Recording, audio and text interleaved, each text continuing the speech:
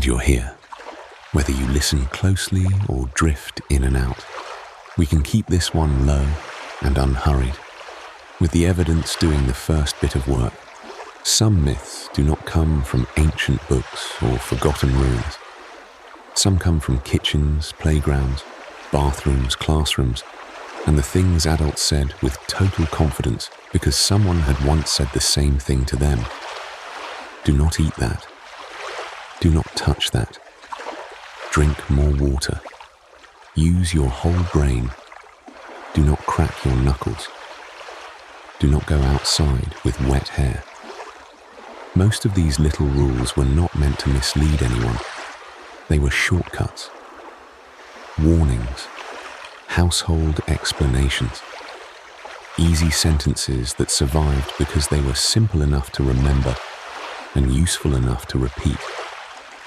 Tonight we are looking at some of the dumbest everyday myths people still half believe, from the 5-second rule to the 10% brain myth, from shaving rumors to the Great Wall of China in space. Not to laugh at people for believing them, but to see why the wrong version often felt so convincing in the first place. Because a dropped cookie on a kitchen floor is never just a dropped cookie. For a few seconds it becomes a legal case. Was the floor clean? Did anyone see it fall? Did it land dry side down?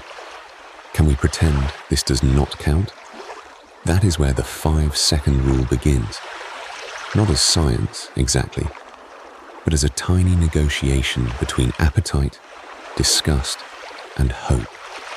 So let's start there, on the floor, with the snack everyone wants to save. Dumbest, everyday myths busted becomes easier to trust when it starts with studies. Use petri dishes and bread to test transfer rates, not with a grand claim. You can listen for a while, or let it settle into the room. Studies of the 5-second rule have used petri dishes, bread, tile, and carefully contaminated squares of flooring to ask a very small question. What happens in the first instant after food touches the ground? In one laboratory setup, researchers placed foods like bread, buttered bread, watermelon, and gummy candy onto surfaces such as stainless steel, ceramic tile, wood, and carpet. The surfaces were prepared with bacteria.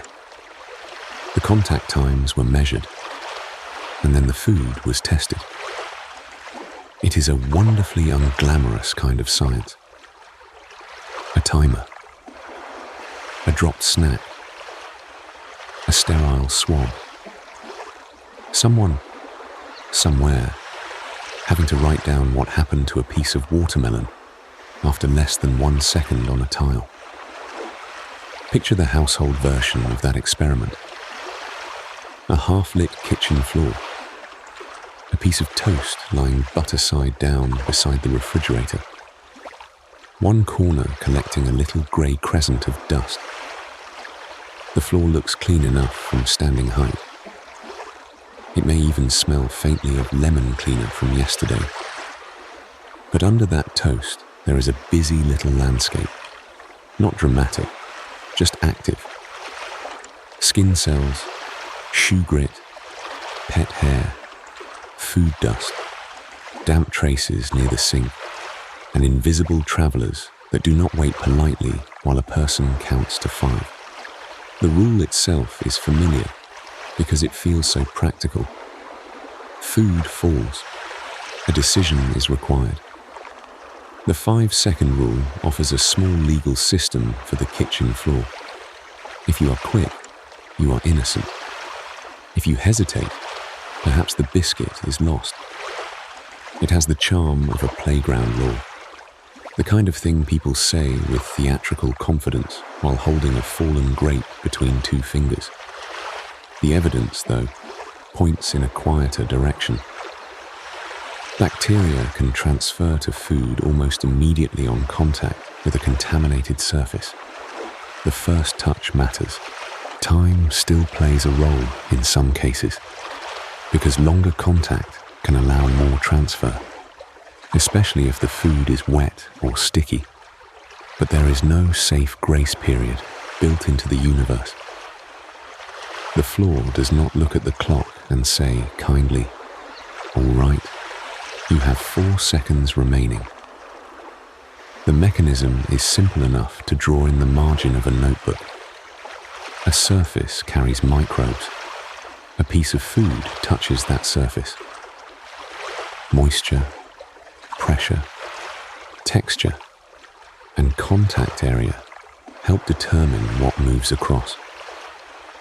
A dry cracker on a recently cleaned counter is one situation. A slice of watermelon on a kitchen tile near the back door is another. The watermelon is basically a little sponge with ambitions. It brings water, sugar, and a broad surface, which makes transfer easier. This is where the myth becomes interesting, because people often remember the number and forget the surface. 5 seconds sounds precise. Clean floor is messier. A floor can look polished and still carry traces from shoes, pets, spilled milk, vegetable peelings, or the underside of a trash bin. A kitchen floor is a record of the day written in particles. The record is mostly illegible to us, which is inconvenient. I have some sympathy for the 5-second rule, honestly. It is much easier to count than to conduct a small moral inquiry into the recent history of the linoleum. Researchers have approached this question in different ways, and the findings are not always identical in every detail. That is normal. Different foods, different surfaces, different bacteria, and different amounts of contamination produce different results. Some demonstrations use colored crumbs or harmless powders to make transfer visible, which is a neat classroom trick because it turns the invisible into something you can actually see. A pale crumb touches a dark surface, or a colored dust clings to the damp edge of food, and suddenly the fantasy of a clean separation becomes harder to maintain. In more formal studies, Petri dishes and culture media do the quieter work. A swab from the food is spread across a prepared surface in the dish. The dish is left under controlled conditions. Later, colonies may appear as small dots, pale, cream-colored, sometimes round enough to look almost decorative.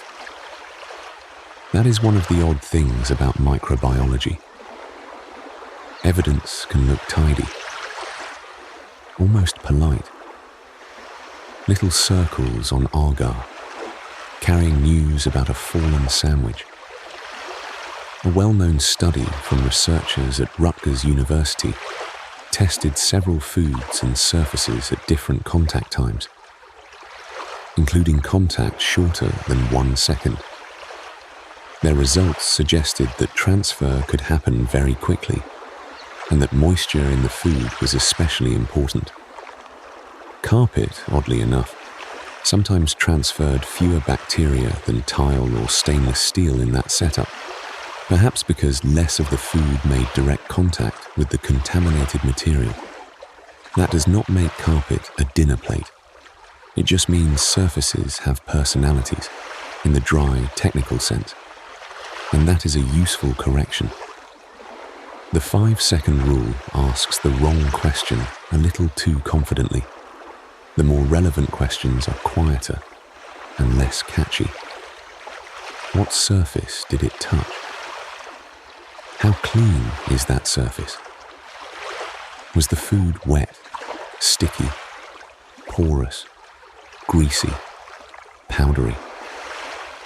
Did it land under the kitchen table where shoes rest, or on a freshly wiped counter? How much contamination was present before the food fell? None of these fit well into a child's rhyme. They are also the actual variables. The rule survives because it answers a social problem as much as a biological one. Someone drops food in front of other people. Everyone sees it. The room needs a decision. The 5-second rule permits laughter, recovery, and the rescue of a perfectly good strawberry from embarrassment. It turns uncertainty into theatre. One quick grab, one little announcement, and the world resumes. The part that feels strangely human is not the bad science. It is the desire for a tiny mercy clause in ordinary life. There is also a small thriftiness inside the myth. Food feels personal once it is in your hand or on your plate. A cookie is not just a cookie after you have chosen it.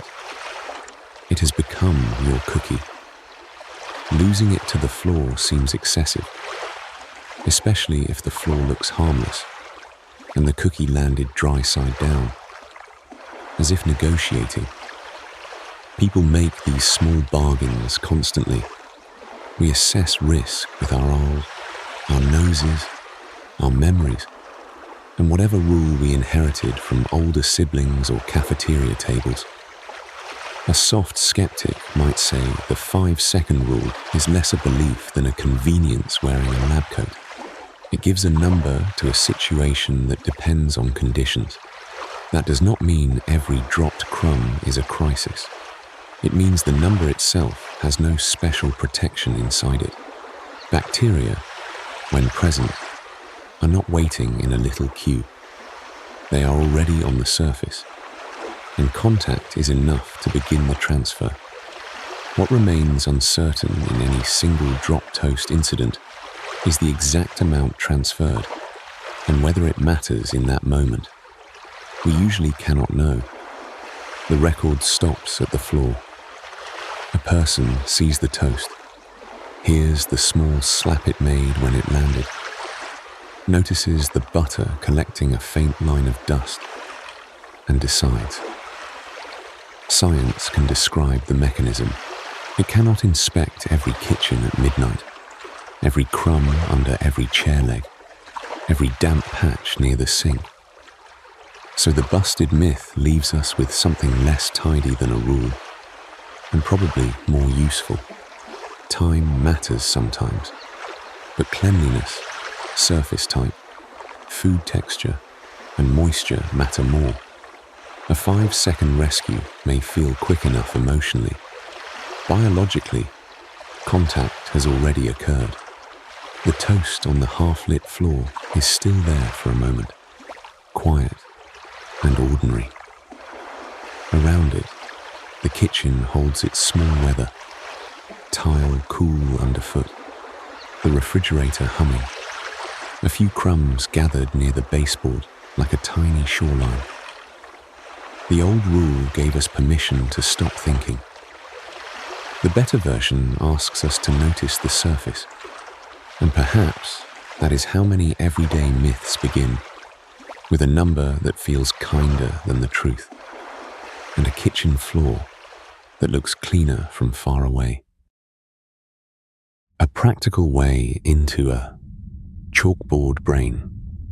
The 10% usage myth is through a faded brain diagram on a classroom chalkboard. In plain terms, the question is, why do so many believe we use so little of our minds? The useful pressure is brain imaging shows activity throughout the brain, even at rest. That small detail gives the larger idea something solid to rest on. On an old classroom chalkboard, the brain is often drawn as a lumpy oval with a line down the middle and a few labels pressed into place. Frontal lobe, temporal lobe, cerebellum. White chalk catches in the tiny pits of the green slate. A teacher's eraser leaves a grey smear where the skull should be. It is a charmingly unfair picture, really. The real organ is folded, damp, electrically busy, and inconveniently difficult to summarize before the bell rings. Still, that chalk outline has carried one of the stickiest modern myths. the idea that human beings use only 10% of the brain. The odd thing is how neat the number feels.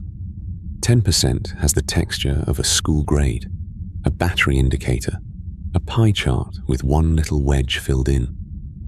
It gives the mind a storage room quality, as if most of the good shelves are still wrapped in brown paper. Somewhere, in the back, whole rooms of brilliance wait under dust cloths. A satisfying thought. Also, a suspiciously tidy one. If you look instead at a brain scan, the myth begins to lose its clean edges.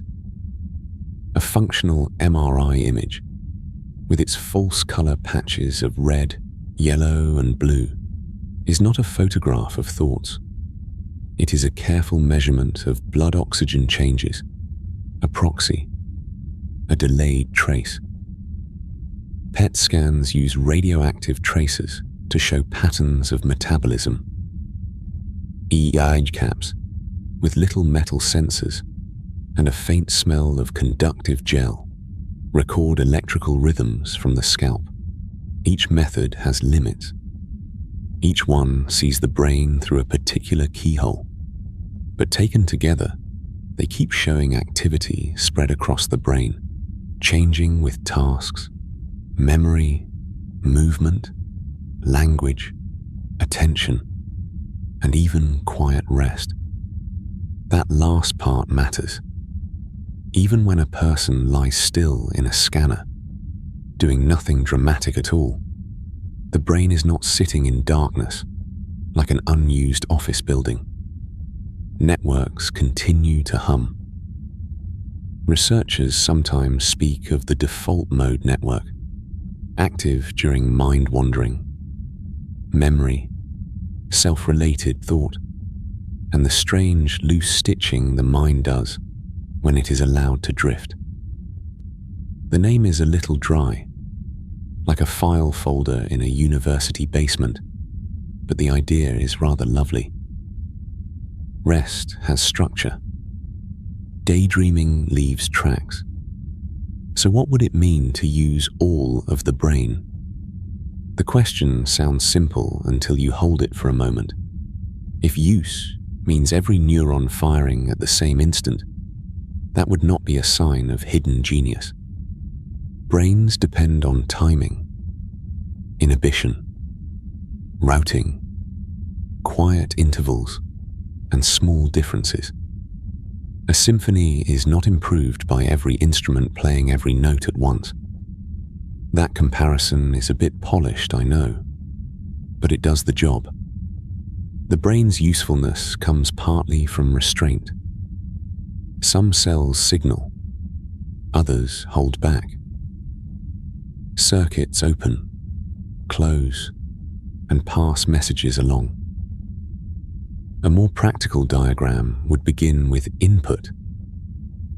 Light lands on the retina. Sound vibrates the inner ear. Pressure touches the skin. Then the brain sorts, filters, compares, predicts, and responds. A smell of toast may summon a kitchen from childhood. A half-heard name in a hallway can pull attention from one task to another. Even standing upright asks for constant negotiation between vision, muscles, joints, balance organs, and motor planning. The work is distributed. It is fussy. It is also, from the outside, easy to overlook, because nobody applauds the brain for keeping a coffee mug level while the hand crosses a table. The 10% claim seems to have gathered itself from mixing several loose threads. One commonly mentioned thread leads back to the 19th century psychologist William James, who wrote about people using only a small part of their possible mental and physical resources. That is a broad human observation about potential, habit, and effort. It was never a brain anatomy statistic in the modern sense. Later motivational writers and speakers appear to have sharpened the vaguer idea into a number, because numbers travel better than nuance. I have some sympathy for the temptation. You contain unused capacities. Sounds misty. You use only 10%, fits on a poster. Another thread may come from early neuroscience itself. For a long time, some brain areas were harder to link to obvious functions. Scientists studying injury, behavior, and electrical stimulation could map movement, speech, sensation, and vision in certain regions, while other regions seemed quieter or more mysterious. Calling those areas unused, though, was a leap. A poor one. Unknown function is a temporary label, not a license to invent a secret warehouse of idle tissue. This is where the myth becomes useful, in a backward way. It shows how easily a gap in knowledge becomes an invitation. If a researcher says, "We do not yet understand this region well," the popular imagination may hear, "This region is waiting to be unlocked." There is a tiny practical inconvenience here. Uncertainty is not very marketable. It makes a mess on the counter. It asks for patience, and patience rarely gets printed in large type. Brain mapping has made that patience worthwhile. Regions that once seemed vague now have known roles in attention, emotion regulation, planning, spatial awareness, memory, language, body sensation, coordination, and more. The cerebellum, once introduced to schoolchildren mainly as the balance and movement piece tucked at the back, is now understood to have wider involvement in cognition and timing. The frontal lobes are not a single command throne. The temporal lobes do not simply hold hearing. The labels on the chalkboard are useful handles, but the real object is networked, folded, and slightly rude to simple diagrams. Lesion studies also argue against the 10% story. When small areas of the brain are damaged, the effects can be specific and significant. Speech may change. Memory may fail in particular ways. Vision may lose a section of the field. Movement may become difficult. Recognition may falter. These observations do not mean every square millimeter has one tiny job like a clerk at a window. Brains are more flexible than that. But they do suggest that tissue is doing work, even when its work is quiet, shared, or hard to name. A soft, skeptical take then. The 10% myth survives because it flatters us without asking for much. It suggests our ordinary limitations are mainly a matter of access, as if a hidden switch has gone unflipped. That is more pleasant than the less cinematic truth, which involves practice, sleep, nutrition, education, repetition, boredom, mistakes, and occasionally reading the instructions twice because the first time was optimistic. And still, I understand why people like the myth. It turns the mind into a locked building with upper floors. Late at night, that image has a pull. We sense unused rooms in ourselves. Memories we cannot quite reach, ones that arrive too late. Skills we never trained. Versions of attention that appear briefly and then wander off. The myth gives those feelings a number. 10%. A small wedge of chalk in a large circle. The evidence points elsewhere. We use the brain broadly, constantly, and unevenly. Some areas are more active during certain tasks. Some networks quiet down, while others rise. Activity shifts with rest, movement, language, sleep, memory, and emotion. Using all of the brain is not a single heroic state. It is closer to a weather system moving over complicated land. On the chalkboard, the brain diagram remains too clean. The eraser dust gathers along the tray. A small broken piece of chalk sits beside it, worn flat on one side from being pressed too hard. That feels about right for this myth. A hard line drawn across something soft, then repeated until it looks official. From the brain, we move back toward the body's surface, to another belief that grew from what people could see and feel. A razor, a sink, a patch of stubble, and the old suspicion that cutting hair somehow teaches it to return stronger. What else do we quietly believe? Just because a simple shape on the surface seems to explain the deeper thing. A safety razor leaves a very plain kind of evidence. A line of wet shaving foam on porcelain, a few dark bristles gathered near the drain, and that faint rasping sound as metal passes over skin. In a small 1970 dermatology study, 5 young men shaved one leg each week for several months, while leaving the other leg alone for comparison. The researchers measured the regrown hair, looking for changes in width, weight, and rate of growth. It was not a grand experiment exactly. 5 men, 2 legs each. Ordinary razors, patient measuring. But the result was useful in its quiet way. Shaving did not make the hair grow back thicker, darker, or faster. That is a wonderfully inconvenient finding, because the mirror seems to argue with it. Anyone who has shaved a cheek, a shin, a chin, or the back of a neck knows the feeling. The first day is smooth. The second day has a faint sandpaper texture. By the third, the hair feels more certain of itself. Blunt and dark and oddly defiant. Run a hand over it in the morning, and the skin seems to say, well, something has changed here. The myth begins in that small tactile courtroom where fingertips are unreliable witnesses, but very persuasive ones. The sharper detail is hidden in the shape of the hair.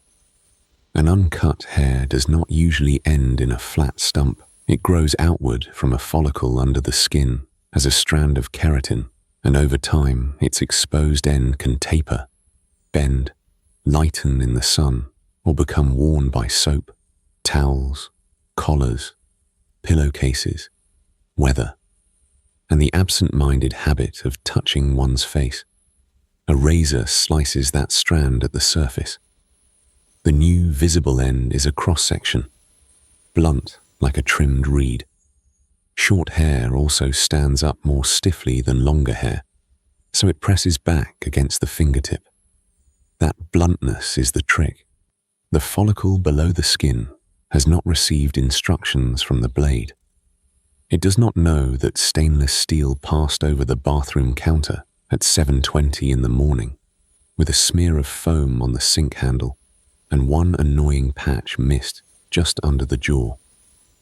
Hair growth is directed by the follicle, and the follicle is influenced by things like genetics, hormones, age, and body region.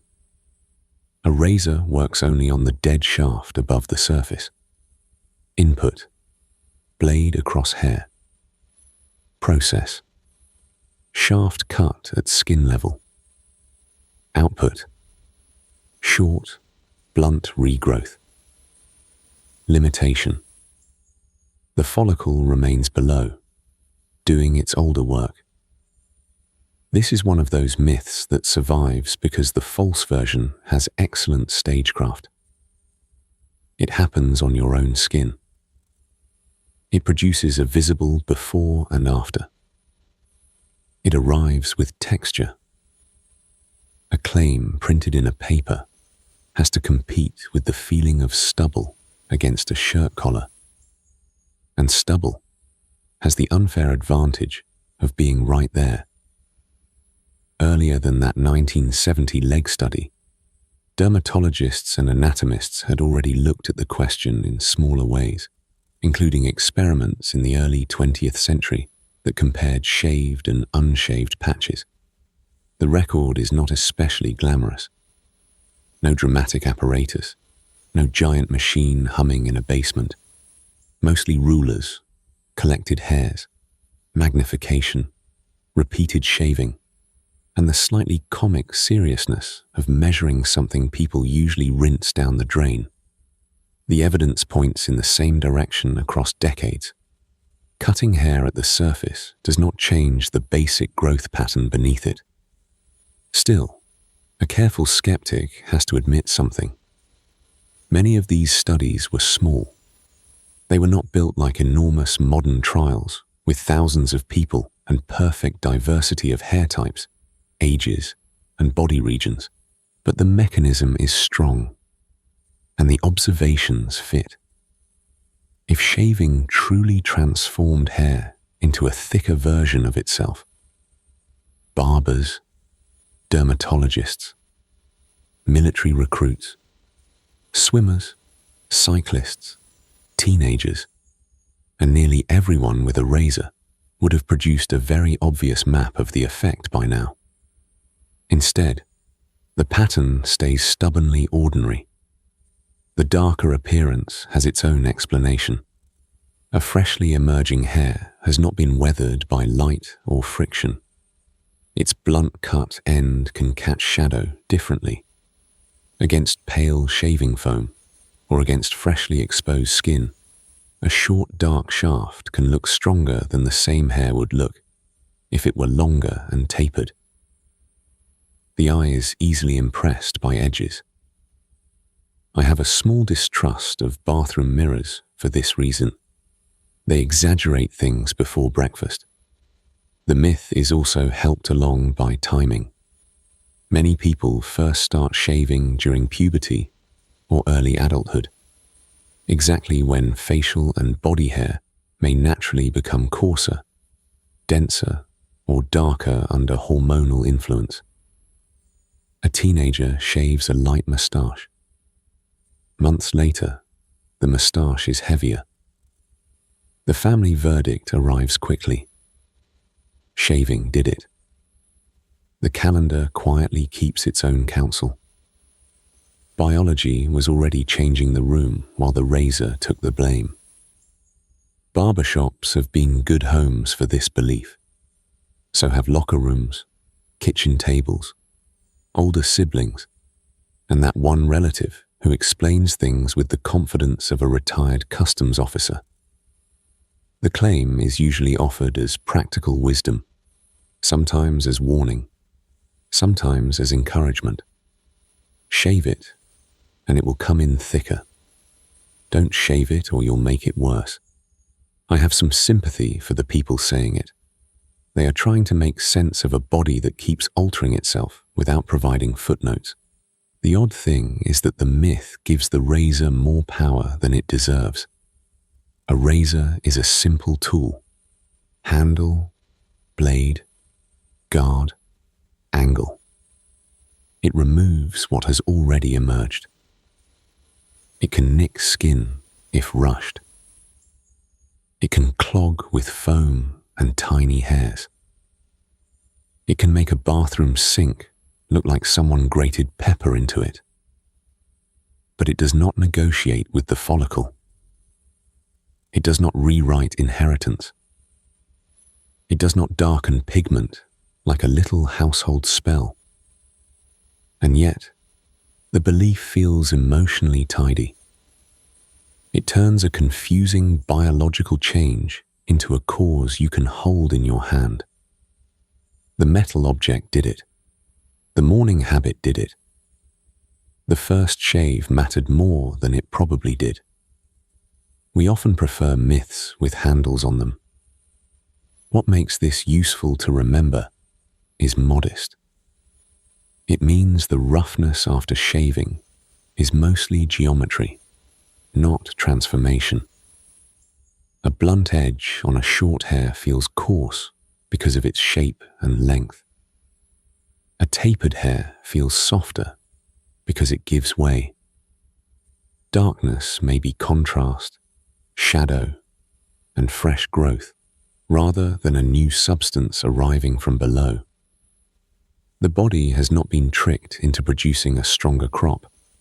It is simply continuing, and the cut surface is making a convincing little argument. Some uncertainty remains around the myth's origin. It is difficult to know who first said it with authority. Perhaps it came from watching adolescent beards appear more fully after the first nervous passes of a razor. Perhaps it came from the tactile shock of stubble. Perhaps it was repeated by someone sweeping hair from a barbershop floor, because the floor seemed to have evidence enough. Many household beliefs begin that way. Observation, coincidence, confidence, repetition. Then they settle into family law. By the end, the sink still looks the same. A razor rinsed under warm water, a damp towel with one corner gone cold, a few blunt hairs caught near the drain, looking darker than they should. The myth fades a little, though the feeling that created it remains. And that may be the quiet pattern to keep nearby. Sometimes a belief survives because the body supplies a perfect illusion every morning in the mirror. A practical way into cloudy horizons. The Great Wall from space is through a view of the Earth from space, clouds obscuring the surface. In plain terms, we are talking about the idea of, can astronauts really spot ancient walls from orbit? The useful pressure is astronauts report it is nearly impossible to see unaided. That small detail gives the larger idea something solid to rest on. When Yang Liwei returned from China's Shenzhou 5 flight in October of 2003, one small question followed him back to Earth with surprising persistence. He had spent a little over 21 hours in orbit, looking through a spacecraft window at cloud bands, coastlines, deserts, and the blue curve of the planet. Reporters wanted to know whether he had seen the Great Wall. His answer, as it was widely reported, was plain. He had not. A national monument had gone up with him as an expectation, and come back down as a difficulty of eyesight. That is a very human sort of myth, I think. It depends on a window, a pupil, a strip of stone and tamped earth, and the old wish that something we built might be legible from the heavens. At dusk, along some sections north of Beijing, the Great Wall can look wonderfully certain from the ground. Grey brick and packed earth climb the ridges in a line that seems almost drawn with a careful hand.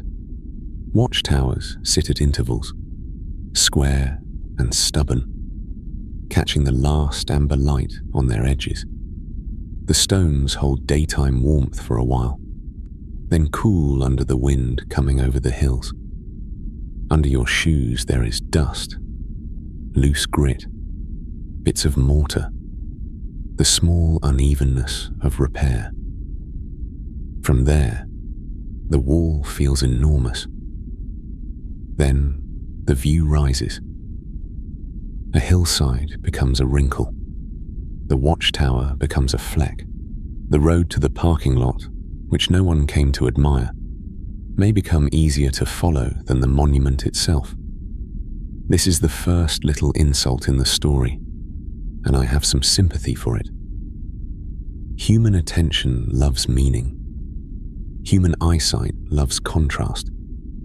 Space, rather rudely, cares about width, color, angle, weather, and optics.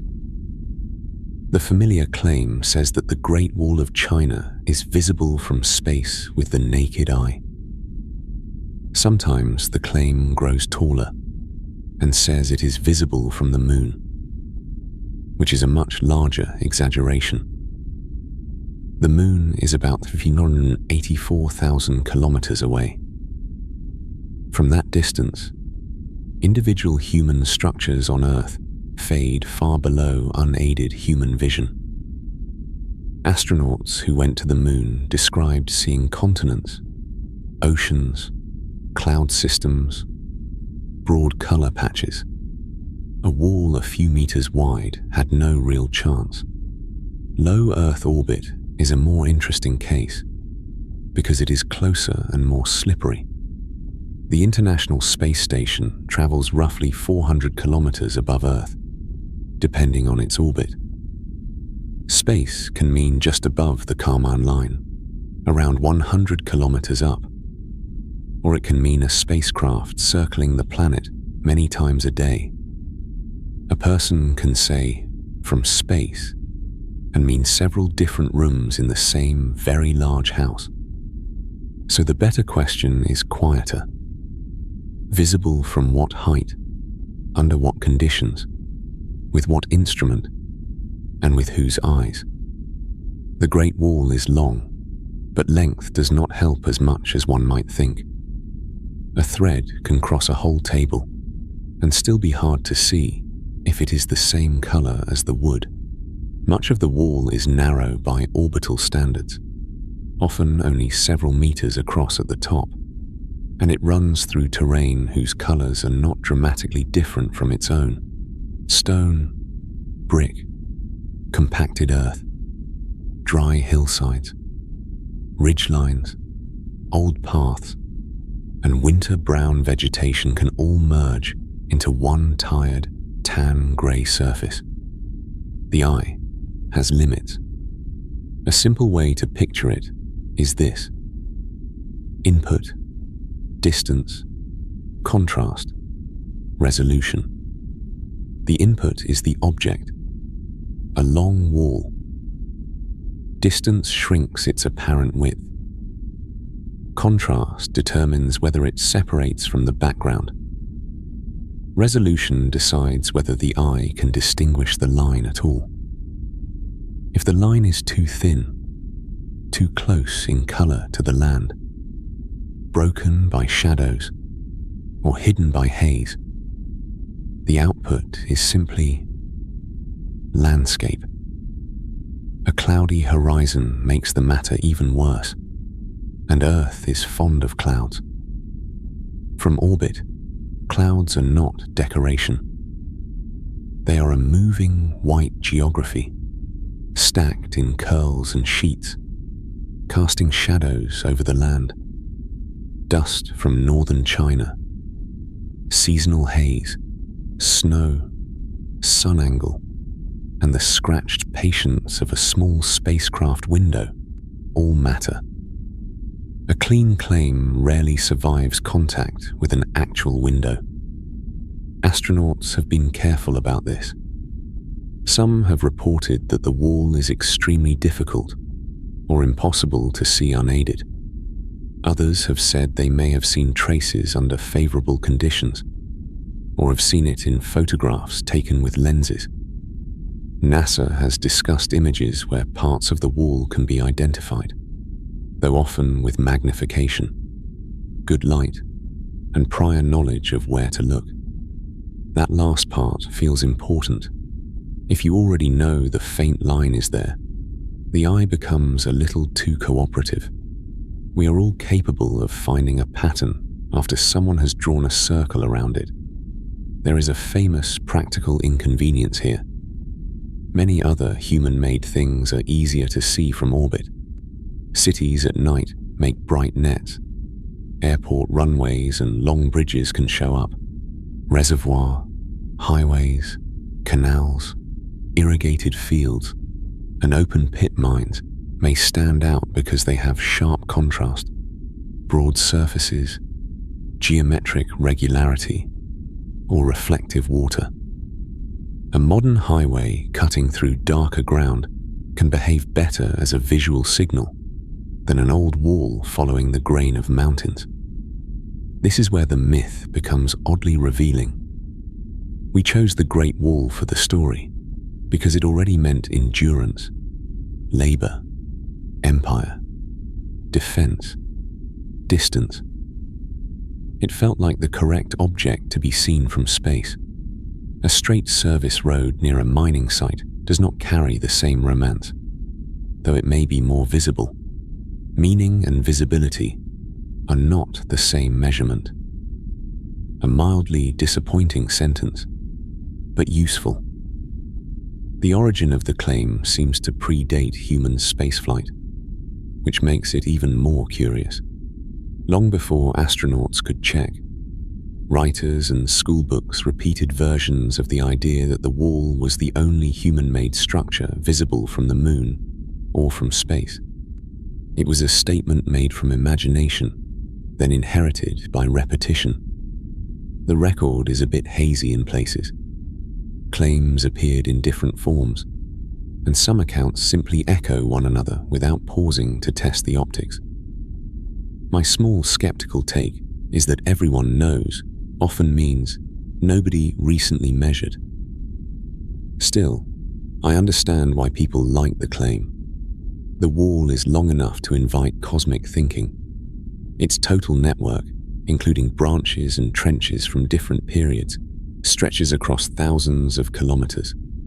It passes through mountains, plains, deserts, and restored tourist sections where the stone has been made walkable again. It is history as a line. From the ground, lines feel like they should add up to certainty. But from above, the earth has its own way of editing human ambition. It keeps the coastline, the cloud spiral, the river delta, the pale fan of a desert. It softens walls. It lets some things vanish because they are thin, or because they match the dust too well, or because a window is smudged and a spacecraft is moving at about 28,000 kilometers per hour. A person has only moments to look before the scene changes. Blink, and the province has slipped behind you. Photographs complicate the story in the way photographs often do. With a camera, a telephoto lens, clear weather, and later image analysis, faint traces can sometimes be found. That is different from an astronaut casually spotting the wall with unaided eyes while orbiting Earth. The difference may sound fussy, but it matters. A lens gathers and frames. A human eye glances, adjusts, guesses, tires. The eye is a wonderful instrument, and also a rather moist and distractible one. The simplest answer, then, is that the Great Wall is generally not visible from space with the naked eye in the way the myth suggests. From low Earth orbit, under unusually favorable conditions, parts may be difficult to pick out, especially if the observer knows exactly where to look. From the moon, no. The wall is too narrow, too earth-colored, too absorbed into the land. I like that the truth is less triumphant and more precise. It gives the wall back to the hills.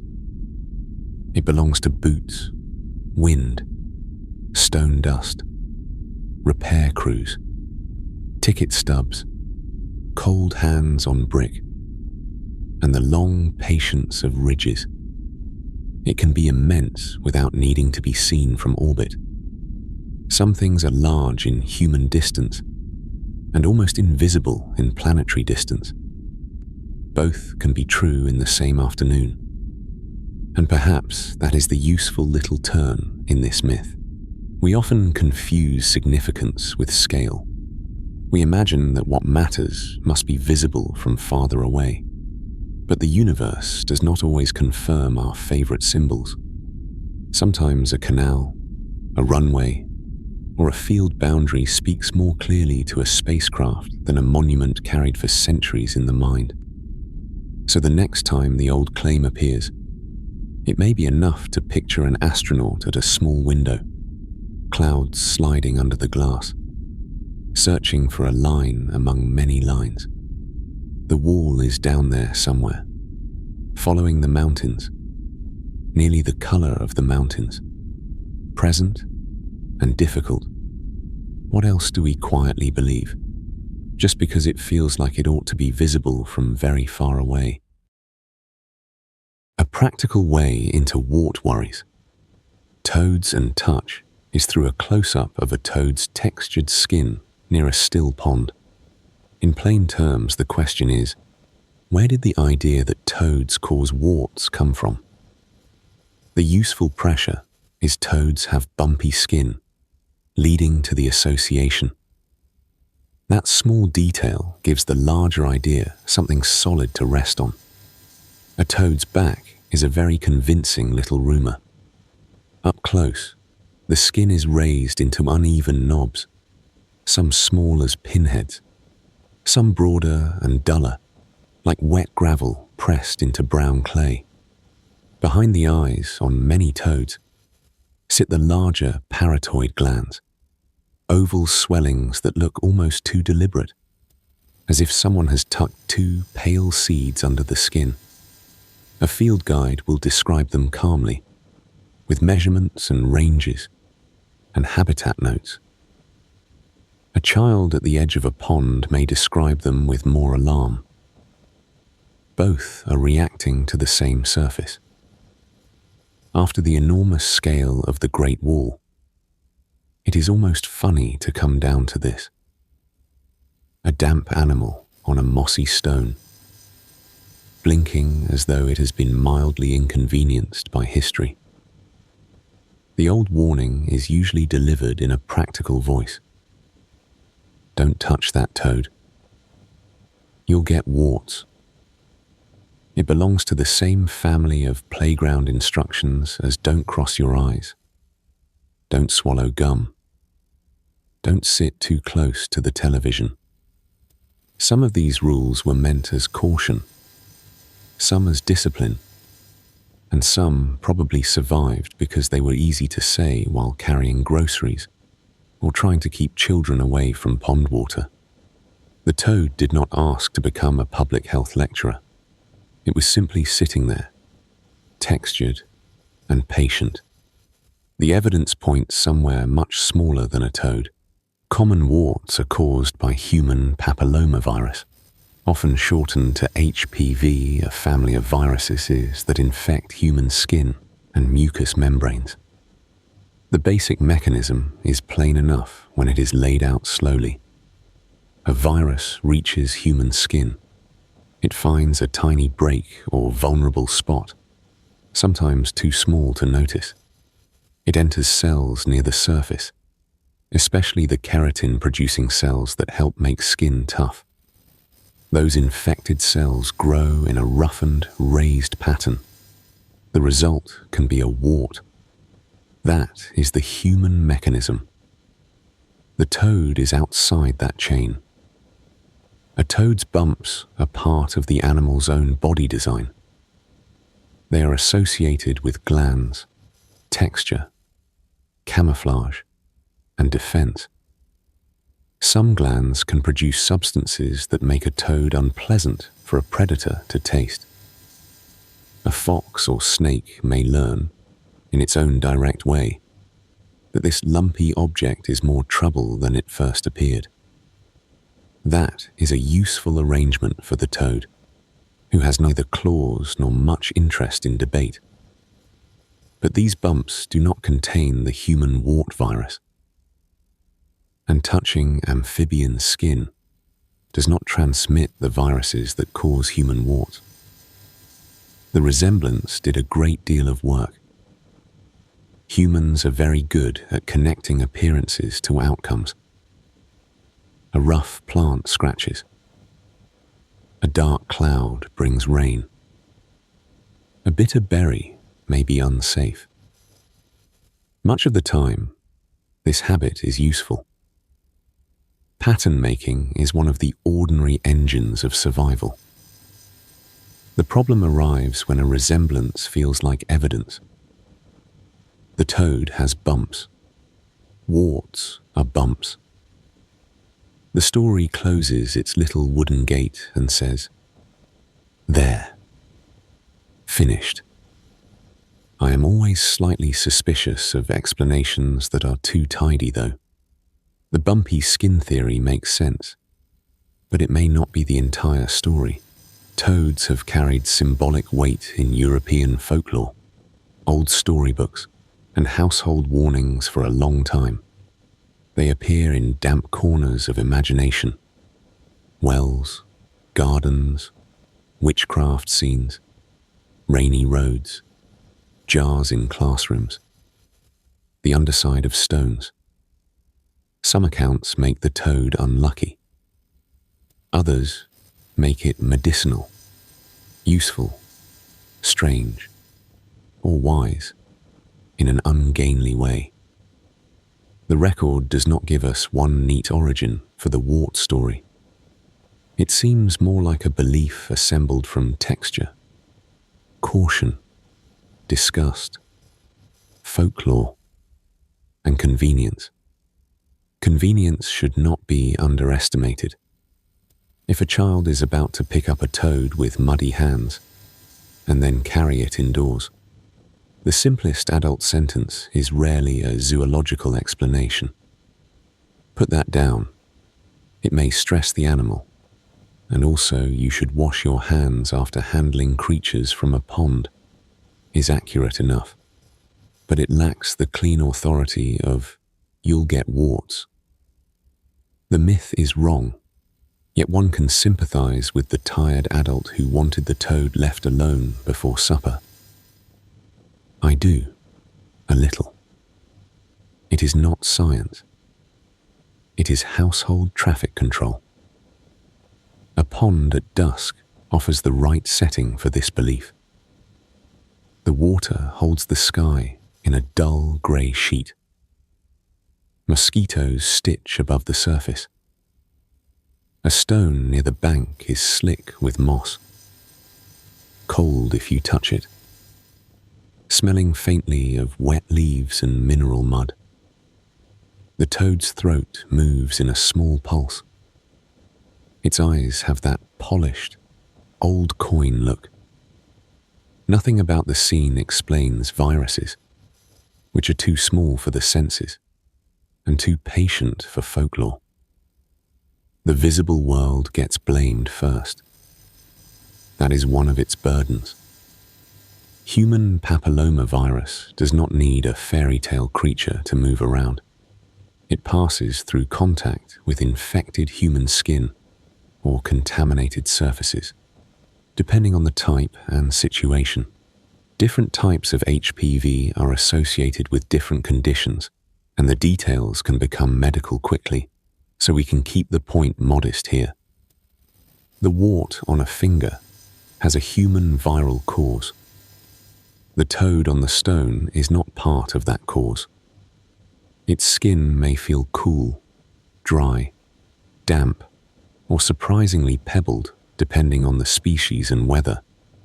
But the texture is not a delivery system for human warts. Even the word wart may have helped the confusion. People describe a toad as warty because its skin looks like warts. Then, after enough repetition, the description begins to lean into accusation. The animal is not just warty looking, it becomes wart-making. Language does this sometimes. A metaphor gets tired of being a metaphor and starts pretending to be a fact. A small fraud, committed very quietly.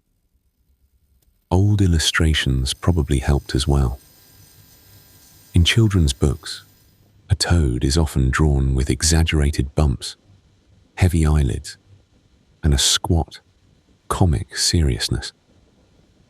The artist needs the reader to know instantly that this is a toad rather than a frog, so the skin becomes extra knobbly. On the playground, that picture meets a warning. The warning meets a real animal by the drainage ditch after rain. A child reaches out. Another child shouts. And the myth receives another tiny renewal. No committee required. Of course, there are good reasons to handle wild amphibians carefully, if one handles them at all. Their skin is sensitive. Oils, lotions, salt, soap residue, and rough handling can be hard on them. Some species have defensive secretions that are best kept away from eyes and mouths. Ordinary hand washing afterward is sensible, but that is a different matter from the Wart story. A practical boundary can be true without needing a false curse attached to it. The odd part, to me, is how the toad becomes a container for human unease about the skin. Skin is our border with the world. It records weather, labor, age, accident, and contact. A wart feels like an interruption on that border, a small raised question one did not invite. So the mind looks outward for a visible culprit. A lumpy animal is available. The accusation lands. Perhaps this is why animal myths endure so easily. We ask animals to carry meanings for us because they are near enough to observe and distant enough to misunderstand. The owl becomes wisdom. The fox becomes cunning. The black cat becomes omen. The toad becomes wart maker, though it is mostly interested in insects, damp shelter, and remaining uneaten. There is something almost tender in the unfairness of it, if unfairness can be tender.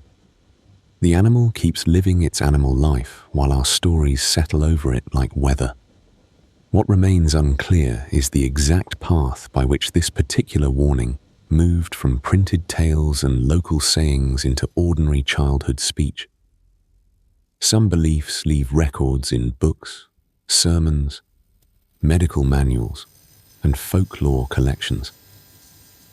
Others travel by kitchens, porches, schoolyards, and the side of a pond where nobody is taking notes.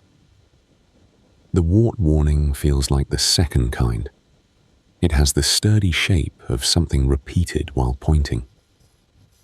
So the myth can be set down carefully. Toads have bumpy skin. Warts are caused by human papillomavirus. The resemblance between those two facts invited a story, and the story proved easier to remember than the mechanism. That is often how everyday myths survive. They do not have to be well supported.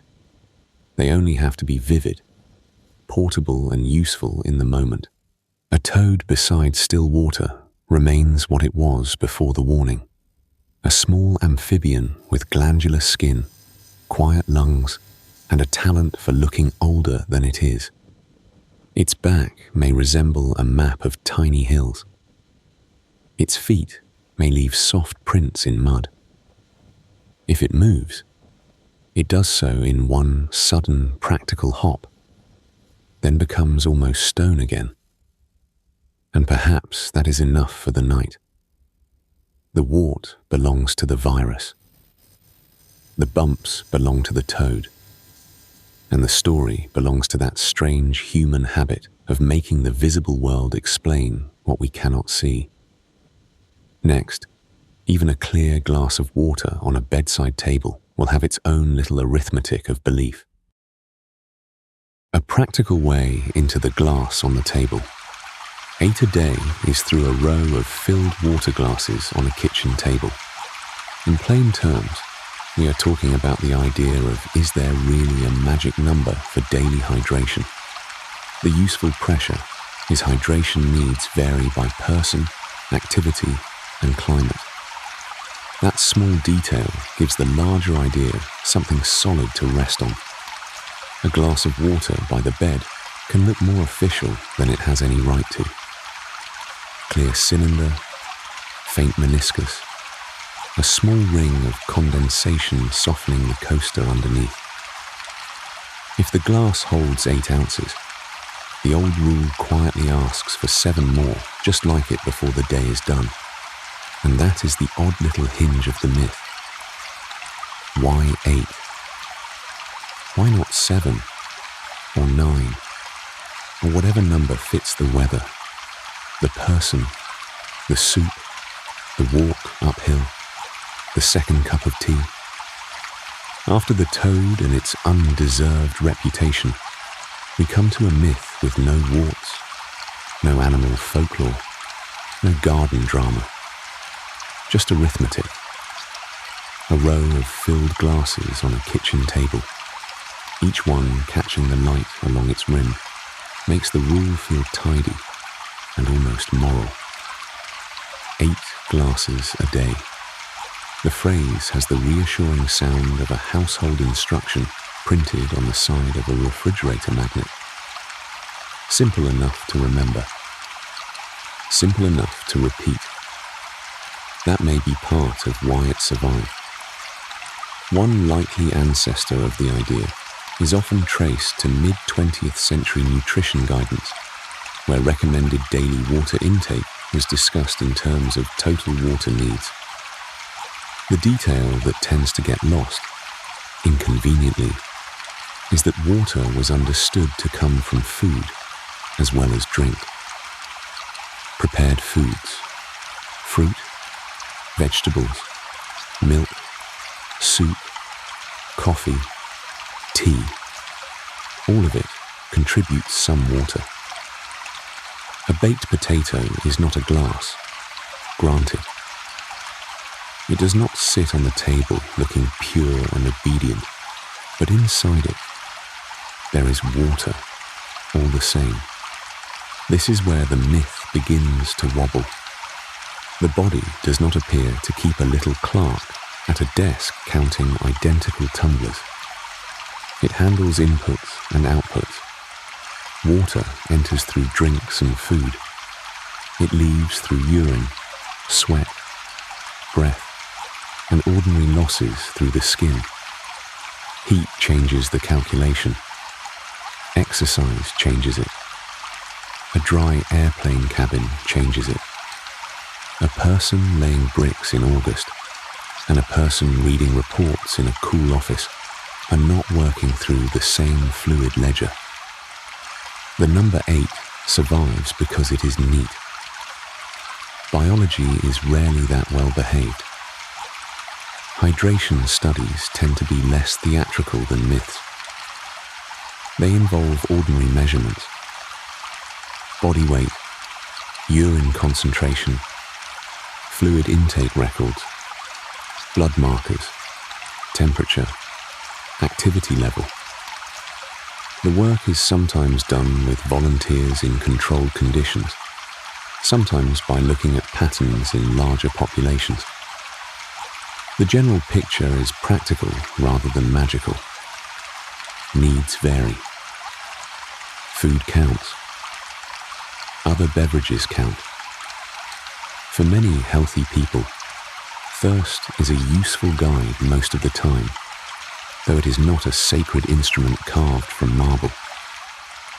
It can be dulled by age, distraction, certain conditions, or simply by being busy and stubborn, which is a very human category of problem. I have a small sympathy for the 8-glass rule, even while distrusting it. It gives people something to do with their hands. Fill the glass. Drink the glass. Put it in the sink. Repeat. A rule with edges can feel calmer than a vague instruction to stay hydrated, which sounds like something a poster would say in a workplace break room while a fluorescent tube hums overhead. Still, Exactness can become a costume. 8 glasses has the clean, suspicious polish of a number that has been passed around so often, it has forgotten where it came from. Saving this for another sleepless evening is always an option. Notice the size of the glass too. That part often slips past. An 8-ounce glass is a specific measure, close to a small tumbler. Many kitchen glasses are larger. A heavy diner glass may hold 12 ounces. A tall bottle with a flip cap may hold 20 or more. Someone following the rule with oversized glasses may be doing a very different thing from someone using a narrow old juice glass with scratches near the rim. The myth speaks as if all glasses are equal. Anyone who has unloaded a dishwasher knows this is nonsense, but in a quiet, domestic way. There are stranger stories waiting here for the next long night. Climate adds its own handwriting. In a cool coastal town, a person may go through a mild day with little sweat and a bowl of soup at lunch. In a hot inland summer, with pavement giving off stored heat and a cotton shirt sticking at the back, water leaves faster. A runner, a gardener, a cook working near ovens, a nurse on a long shift, a person at high altitude. Each has a different set of losses and habits.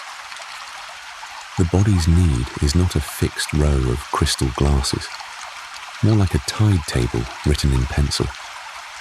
The evidence does not point to a universal law requiring exactly 8 glasses of plain water for every adult every day. Some public health guidance gives general intake ranges, often including all beverages and moisture in food. Those ranges are useful as broad maps. They are less useful when they become a nightly accounting ritual with guilt attached to the last empty tumbler. The part that feels strangely human is our desire to convert a shifting bodily signal into a number that sits still. Thirst itself is interesting. It is easy to treat it as too simple to trust, because it arrives as a feeling rather than a chart. A dry mouth, a heaviness behind the forehead, the sudden appeal of cold water from a metal tap. The brain and body are constantly sampling salt concentration, blood volume, temperature, and habit. When the system senses a need, it sends up a signal. Usually, that signal does a decent job. Usually is an important word. It leaves room for exceptions, for doctor's instructions, for illness, for age, for medications, for hard labor in heat. A myth likes to erase the edges. Good sense tends to keep them. Other drinks have been unfairly treated in this story. Tea and coffee, for example, are often spoken of as if they somehow do not count at all. They do contain water. Caffeine can have a mild diuretic effect, especially in people who are not used to it. But ordinary consumption still contributes fluid. Milk counts. Juice counts. Broth counts. A cucumber is basically water wearing a green coat. Watermelon is the class clown of hydration, if fruit had such a thing. The body is less interested in whether the water arrived in a ceremonial glass than in what finally becomes available. Of course, plain water has virtues. It is cheap in many places, easy to carry, kind to teeth compared with sugary drinks, and wonderfully boring. I mean that as praise. A glass of cool water has no plot, no branding, No little performance of flavor, just the faint mineral taste of the local pipes, or the flat softness of a filter jug in the refrigerator door. The ordinary quality of it may be why we wrap it in rules. We take something simple and give it a number, because numbers feel like control. The origin of the 8-glass phrase remains a little blurry. Some accounts point to nutrition recommendations that were later simplified. Others suggest it grew through magazines, clinics, schools, and casual repetition. The record does not leave one perfect fingerprint on the glass. It seems to be one of those myths assembled by many hands. A guideline here, a remembered sentence there, a chart stripped of its footnote, a parent repeating something that sounded sensible. By the time a rule becomes common enough, nobody has to remember the first person who said it. The phrase carries itself. So the useful correction is not to ignore water. That would be an odd conclusion to draw while staring at a bedside glass, slowly warming to room temperature. The better correction is quieter. Hydration is a relationship between body, food, drink, weather, movement, and time. A person can notice thirst, notice urine color in a broad, ordinary way, notice sweat on the collar after a walk, notice a dry office, a salty meal, a long flight, a fever, a hard workout, or whatever personal circumstance changes the arithmetic. For specific health concerns, individual guidance matters. For everyday life, the fixed myth is less helpful than the pattern. 8 glasses on a table make a pleasing visual.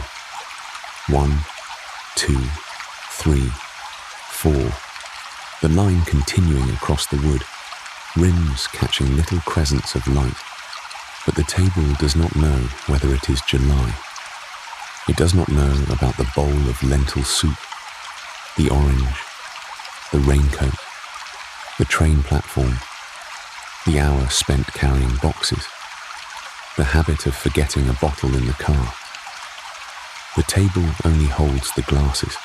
By the end of the day, one glass may sit by the bed again, half full, with a faint ring beneath it, and a few tiny bubbles clinging to the inside wall. The myth would like to count it. The body has already been counting in its own older language, less tidy, more responsive, full of small adjustments we rarely hear.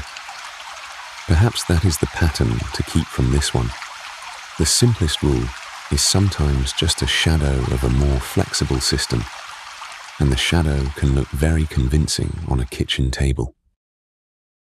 A soft-boiled egg in a white ceramic cup is a very exact little object.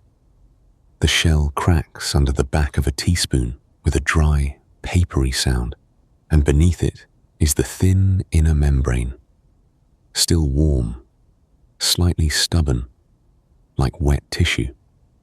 In ordinary nutrient tables, one large hen's egg carries roughly 185 milligrams of cholesterol, most of it in the yolk. That number, printed in pamphlets, diet books, clinic handouts, and later on websites, did a great deal of work for such a small breakfast.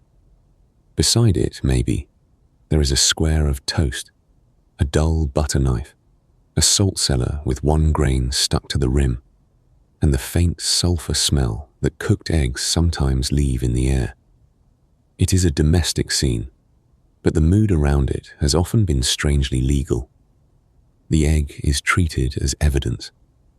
The yolk sits there, golden and glossy, as if it has been caught doing something. Why do eggs feel like a guilty pleasure? Part of the answer is that they are easy to count. 1 egg, 2 eggs, a dozen in a cardboard carton, each one resting in its own molded hollow. Nutrition advice has always struggled with invisible processes inside the body, but an egg gives the mind something tidy to accuse. Cholesterol in the food, cholesterol in the blood, a line drawn between them with a ruler. The problem is that bodies are rarely that obedient to rulers. Cholesterol itself is not some foreign contaminant that sneaks into the body through breakfast. It is a waxy molecule the body uses for cell membranes, hormones, and other ordinary maintenance work. The liver makes cholesterol every day, adjusting production as circumstances change. Food enters the system. The digestive tract breaks it down. The liver sorts and packages things. And the bloodstream carries lipoproteins through the body like small delivery boats with complicated cargo. Input, processing, output. Then, because biology enjoys making simple diagrams look foolish, the output is influenced by genetics, overall diet, activity, body size, age, and health conditions. This is where the old breakfast fear begins to wobble. Eggs do contain cholesterol. That part was never a myth. The myth is the oversimple claim that eating eggs will automatically raise blood cholesterol in a dangerous, direct, predictable way for everyone.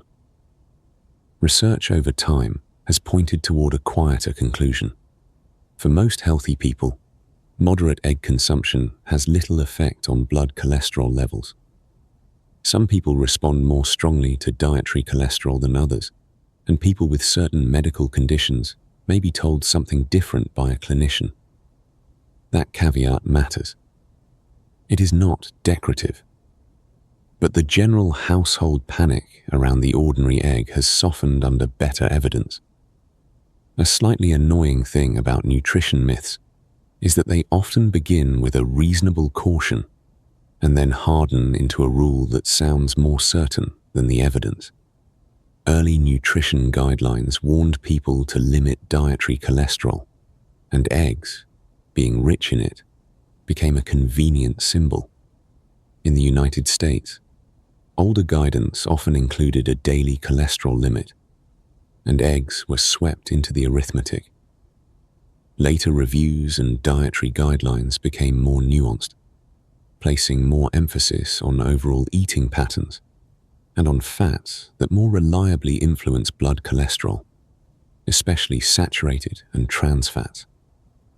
The egg, meanwhile, stayed in the courtroom. I have a small sympathy for the public health writer trying to explain this on a folded brochure in a waiting room. There is only so much space between the diagram of an artery and the reminder to schedule a screening. Eat fewer eggs fits neatly. Your liver regulates cholesterol synthesis. Individual response varies, and the food matrix matters. Does not look good beside a clip art breakfast plate. It sounds like the brochure has given up and gone back to graduate school. Still, the neat warning had a cost. It made a common food feel morally suspicious. The breakfast table became a place where people negotiated with a yolk. Scrambled eggs on a Sunday morning. A hard-boiled egg packed in a lunchbox. A diner omelette sliding across a laminate counter on a thick white plate. All of them collected a little atmosphere of transgression, as if the egg were less food than a small yellow confession. And that is the part I find most human. The guilt attached itself to the most visible ingredient. Eggs are self-contained. They look like units of responsibility. A stew may hide its butter. A biscuit may quietly carry shortening. A glossy pastry can smuggle several decisions under a coat of sugar. But an egg announces itself. It has a shell, It has a shape. It can be pointed at. The evidence suggests a more patient view. In many studies, eating eggs in moderate amounts does not appear to dramatically worsen cholesterol numbers for healthy adults. Eggs also bring protein, vitamin B12, choline, selenium, riboflavin, and other nutrients, all packed into something that can be boiled in a saucepan in under 10 minutes. That practicality deserves a little respect. A food does not become virtuous because it is convenient, of course, but it is worth noticing when a cheap, portable, nutrient-dense thing gets treated as a villain, mainly because a single number on a chart made it look suspicious. The mechanism is worth keeping plain. Dietary cholesterol is cholesterol you eat. Blood cholesterol is cholesterol circulating in your body, carried mostly in lipoproteins such as LDL and HDL. When you eat more cholesterol, the body may compensate by making less of its own. The compensation is not identical in every person. Some people show a larger blood response. Many show a small one. Saturated fat in the overall diet often has a stronger effect on LDL cholesterol than the cholesterol in an egg itself. So the egg on the plate matters, but it does not act alone. It arrives with butter, bacon, toast, oil, vegetables, cheese, habit, income, appetite, family history, and all the dull logistics of living. Nutrition rarely happens in isolation. That may be the most useful thing to remember now. A breakfast of eggs fried in a little oil with spinach is not the same pattern as a breakfast built around processed meats and heavy portions of saturated fat. A boiled egg eaten at a train station, because nothing else was open at 6:15 in the morning, is its own little compromise. People make meals out of what is available, affordable, tolerable, and clean enough. I am always mildly suspicious of advice that forgets the refrigerator, the grocery bill, the sink full of pans, and the person who has to leave for work before the toast is quite done. None of this makes eggs magical. They are food, with nutrients and limits. The better conclusion is quieter than the old fear. For most people, an egg or two as part of an overall balanced pattern is not the dietary disaster it was once made out to be. The research does not support the old automatic dread. It points instead toward context, moderation, and the rather inconvenient truth that breakfast cannot be judged by one molecule alone. The myth lingers partly because cholesterol is an anxious word. It sounds technical and bodily and faintly dangerous, like something measured under fluorescent lights after a nurse ties a rubber band around your arm. Once a word acquires that feeling, it is difficult to put it back on the kitchen table without the room changing slightly. The egg cools. The yolk thickens at the edge. A little ring of salt dissolves into the surface. Perhaps that is why everyday myths survive so well. They give us a small handle for a large uncertainty. Eat this, avoid that, count these, fear those. A shell is easier to understand than a bloodstream. A number is easier to remember than a metabolic system. And in the morning, when the kettle clicks off and the plate is still warm, ease has its own persuasive power. So the egg remains, cracked but whole, less guilty than its reputation, still carrying the history of guidelines, pamphlets, kitchen arguments, and cautious revisions. The old fear was not invented from nothing. It simply asked too much of a single breakfast food and too little of the larger pattern around it. Soon enough, another cold food will gather its own suspicion on the spoon. But for a moment, there is only the egg cup, the broken shell, and the curious habit of blaming one small object for a system we can barely see. A practical way into spoons and sore throats, ice cream and colds, is through a spoon resting in a swirl of melting vanilla ice cream. In plain terms, we are talking about the idea of, does eating cold food make a cold worse? The useful pressure is research finds no evidence for increased mucus from ice cream. That small detail gives the larger idea something solid to rest on.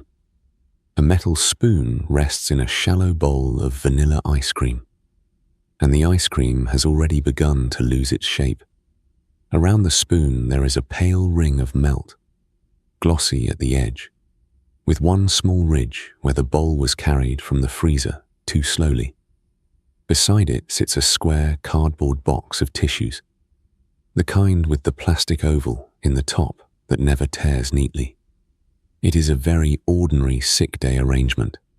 Cold spoon, sore throat, folded tissue. And somehow, in many households, this little bowl becomes suspicious. The suspicion usually arrives as family advice. Don't eat dairy when you have a cold. It will make more mucus. Save the ice cream for when you're better. The rule has the sound of something inherited through kitchens, living rooms, and the backs of medicine cabinet doors. It feels practical. It feels like someone once noticed something true. A child drinks milk, then clears their throat. An adult eats ice cream, then feels a coating at the back of the mouth. A grandparent hears the sound and quietly removes the bowl. The odd thing is that the body can produce a feeling that seems like evidence, while the actual mechanism is doing something else. Milk and ice cream do have texture. That matters here. Ice cream is cold, thick, and full of fat and sugar. It melts across the tongue, warms against the roof of the mouth, and leaves a creamy film that can linger for a minute. When the throat is already irritated, that coating can feel more noticeable. You swallow once, then again, and perhaps you become aware of every small movement in the back of the throat. It is not hard to see how the conclusion forms. More feeling must mean more mucus. The spoon goes on trial, but studies looking at dairy and mucus have generally failed to find evidence that milk or ice cream increases mucus production during a cold. In some research, people who believed strongly in the milk and mucus connection reported more symptoms after drinking milk, even when objective measures did not show a meaningful rise in nasal secretions. That is a very human result. Expectation does not invent the entire sensation out of nothing, but it can tune the mind toward it. The way a quiet refrigerator suddenly becomes loud once someone mentions the hum. A pediatrician, asked about this myth in ordinary clinic language, will often give a less dramatic answer than the household rule. Cold foods, including ice pops or a little ice cream, may temporarily soothe a sore throat for some people. The cold can dull the scratchy feeling for a short while. The smooth texture may be easier to swallow than dry toast or sharp-edged crackers. The practical concern is usually comfort, enough fluids, and any personal dietary limits, allergies, or medical conditions that already exist. That is less satisfying than a simple prohibition. It also sounds more like real life. Real life is full of exceptions and damp napkins. Still, the myth persists because the sensation is convincing. When a cold settles in, the nose and throat are already busy. The lining of the respiratory tract makes mucus as part of its normal protective work. Irritation, inflammation, and drainage can change how thick or present that mucus feels. Add a spoonful of cold dairy, and the mouth gets a temporary layer of creaminess. Input: cold, fatty food. Process: coating, swallowing. Heightened attention to an irritated throat. Output: the impression of thickness. Limitation: impression is not the same as the body manufacturing extra mucus. That limitation is where many everyday myths live, somewhere between a feeling and an explanation. There may also be an older, softer history folded into this belief. In many traditions of household medicine, foods were described by qualities: hot, cold, damp, drying, heavy, light. These categories were not always meant in the modern laboratory sense. They were ways of organizing experience before thermometers. Viral testing and controlled trials were familiar household concepts. Milk could feel cooling. Ice cream could feel heavy. A cold already felt wet. So the rule gathered itself. Avoid cold, wet, creamy things when the body is full of cold, wet symptoms. The record is not tidy enough to trace one origin. Much of family medicine travels without paperwork. A recipe card, a warning, a look across the table. Some accounts simply stop there. I have a small sympathy for the rule, even while doubting it. It is trying to do what old rules often try to do: reduce the number of choices when someone feels miserable. A sick person does not want a committee meeting over a freezer drawer. They want the tissue box within reach, the spoon clean, the blanket not too tangled around one ankle. A rule says, avoid this. A parent can remember it while half awake. A child can protest it with the moral force reserved for dessert. The household continues. The trouble is that a tidy rule can make comfort feel like a mistake. A bowl of ice cream during a cold is not magic. It does not repair the situation. It does not erase the reason for the tissues.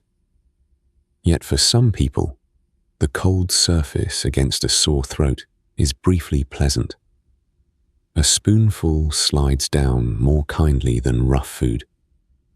The sweetness is simple. The bowl is small enough to hold in one hand. There is even a little ceremony to it.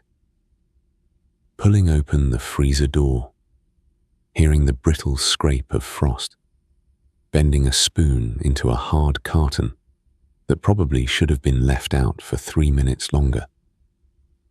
We should be honest about the sugar, the appetite, the limits of comfort food. But honesty can be calm. It does not need to scold the vanilla. The psychological part is worth keeping in the picture. Illness shrinks the world. A hallway feels longer. A cup of water sits just out of reach with an almost theatrical cruelty. Ordinary food can become unappealing because smell is dulled. Swallowing is annoying, and everything tastes faintly like cardboard. Comfort foods sometimes work because they are predictable. They carry memory. They ask very little from the person eating them. A soft, cold spoonful may not change the illness in a measurable way, but it can change the minute it occupies. That may be why the myth has such endurance. People remember the feeling around the food, then attach a cause to it. A throat felt coated, so dairy made mucus. A cough came after ice cream, so ice cream worsened the cold. Timing is persuasive. The body is noisy during illness, and we are always trying to decide which noise belongs to which object. The evidence points toward a quieter explanation. Ice cream does not appear to increase mucus production. It can leave a temporary creamy sensation that some people interpret as phlegm. Cold foods can feel soothing for a sore throat, at least briefly, though personal comfort varies. And the old warning survives because it is simple, memorable, and passed along at exactly the moments when people are least interested in nuance. Near the end of the bowl, the spoon meets the bottom with a dull ceramic tap. The ice cream has become more liquid than solid now, with a thin white trail along one side where it was tilted. The tissue box remains where it was, slightly crushed at one corner. Nothing very grand has happened. A myth has only been loosened a little. And still, that is a useful kind of loosening. Maybe some beliefs stay with us because they mistake texture for cause, or comfort for danger, or a family warning for a physical law. The next time a small rule appears beside a sickbed, it may be worth asking, very quietly, what it is really measuring: the body, the memory, or the feeling left behind on the spoon. A practical way into water and wires. The shocking truth is through a bead of water on a power strip, untouched. In plain terms, we are talking about the idea of is water itself a conductor of electricity. The useful pressure is tap water contains dissolved salts and impurities. That small detail gives the larger idea something solid to rest on. A bead of water can sit on the black plastic of a power strip with a strange little confidence, round at the edges, reflecting the copper slots as two dark lines beneath its surface. In a laboratory, a similar bead might be placed between two metal probes from a conductivity meter, the kind with a small digital face and stainless steel tips. If the water is freshly distilled, the number may sit very low, sometimes measured in microsiemens per centimeter, a unit so unromantic it feels designed to keep myths from enjoying themselves. That little number is where the common story begins to loosen. Most of us grow up hearing that water conducts electricity. The phrase is practical, memorable, and mostly useful in ordinary life. Bathrooms, kitchens, rain-soaked sidewalks, extension cords lying in puddles, a wet hand reaching toward a switch. The warning belongs there. It has probably prevented many foolish experiments. After the last myth, where a cold spoon of ice cream was blamed for more than it deserved, we meet another household substance with an exaggerated reputation. Water is innocent in a narrow laboratory sense, and guilty in nearly every messy room where people actually live. The careful version goes like this: pure water is a poor conductor of electricity. Very poor, in fact. Electrical current needs charged particles that can move. In metal wire, those moving charges are electrons passing through copper or aluminum. In ordinary water, they are usually ions, tiny charged fragments dissolved from salts, minerals, acids, bases, and whatever else the water has met on its way to the glass, sink, bucket, or rain gutter. Pure H2O has only a very small number of charged particles. Water molecules do sometimes split briefly into hydrogen ions and hydroxide ions. if we are being honest with the chemistry, but the amount is tiny. The current has little to work with. A calm diagram would be: add voltage, look for mobile charges, get movement if enough charged particles are present. Without many ions, the circuit is reluctant. It sits there, rather awkwardly. Tap water is a different character. It has travelled through pipes, reservoirs, treatment systems, limestone, soil, tanks, faucets, and sometimes a kettle with a ring of pale mineral scale at the bottom. It may contain calcium, magnesium, sodium, chloride, bicarbonate, traces of iron, and other dissolved substances depending on the region. These are not dramatic ingredients. They are the quiet chemistry of plumbing. But once dissolved, many of them separate into ions, and ions are willing little carriers of charge. This is why the myth is a little unfair, and also a little understandable. Water conducts electricity is too blunt for a chemistry bench, but it works painfully well as a household warning. Real water is almost never pure.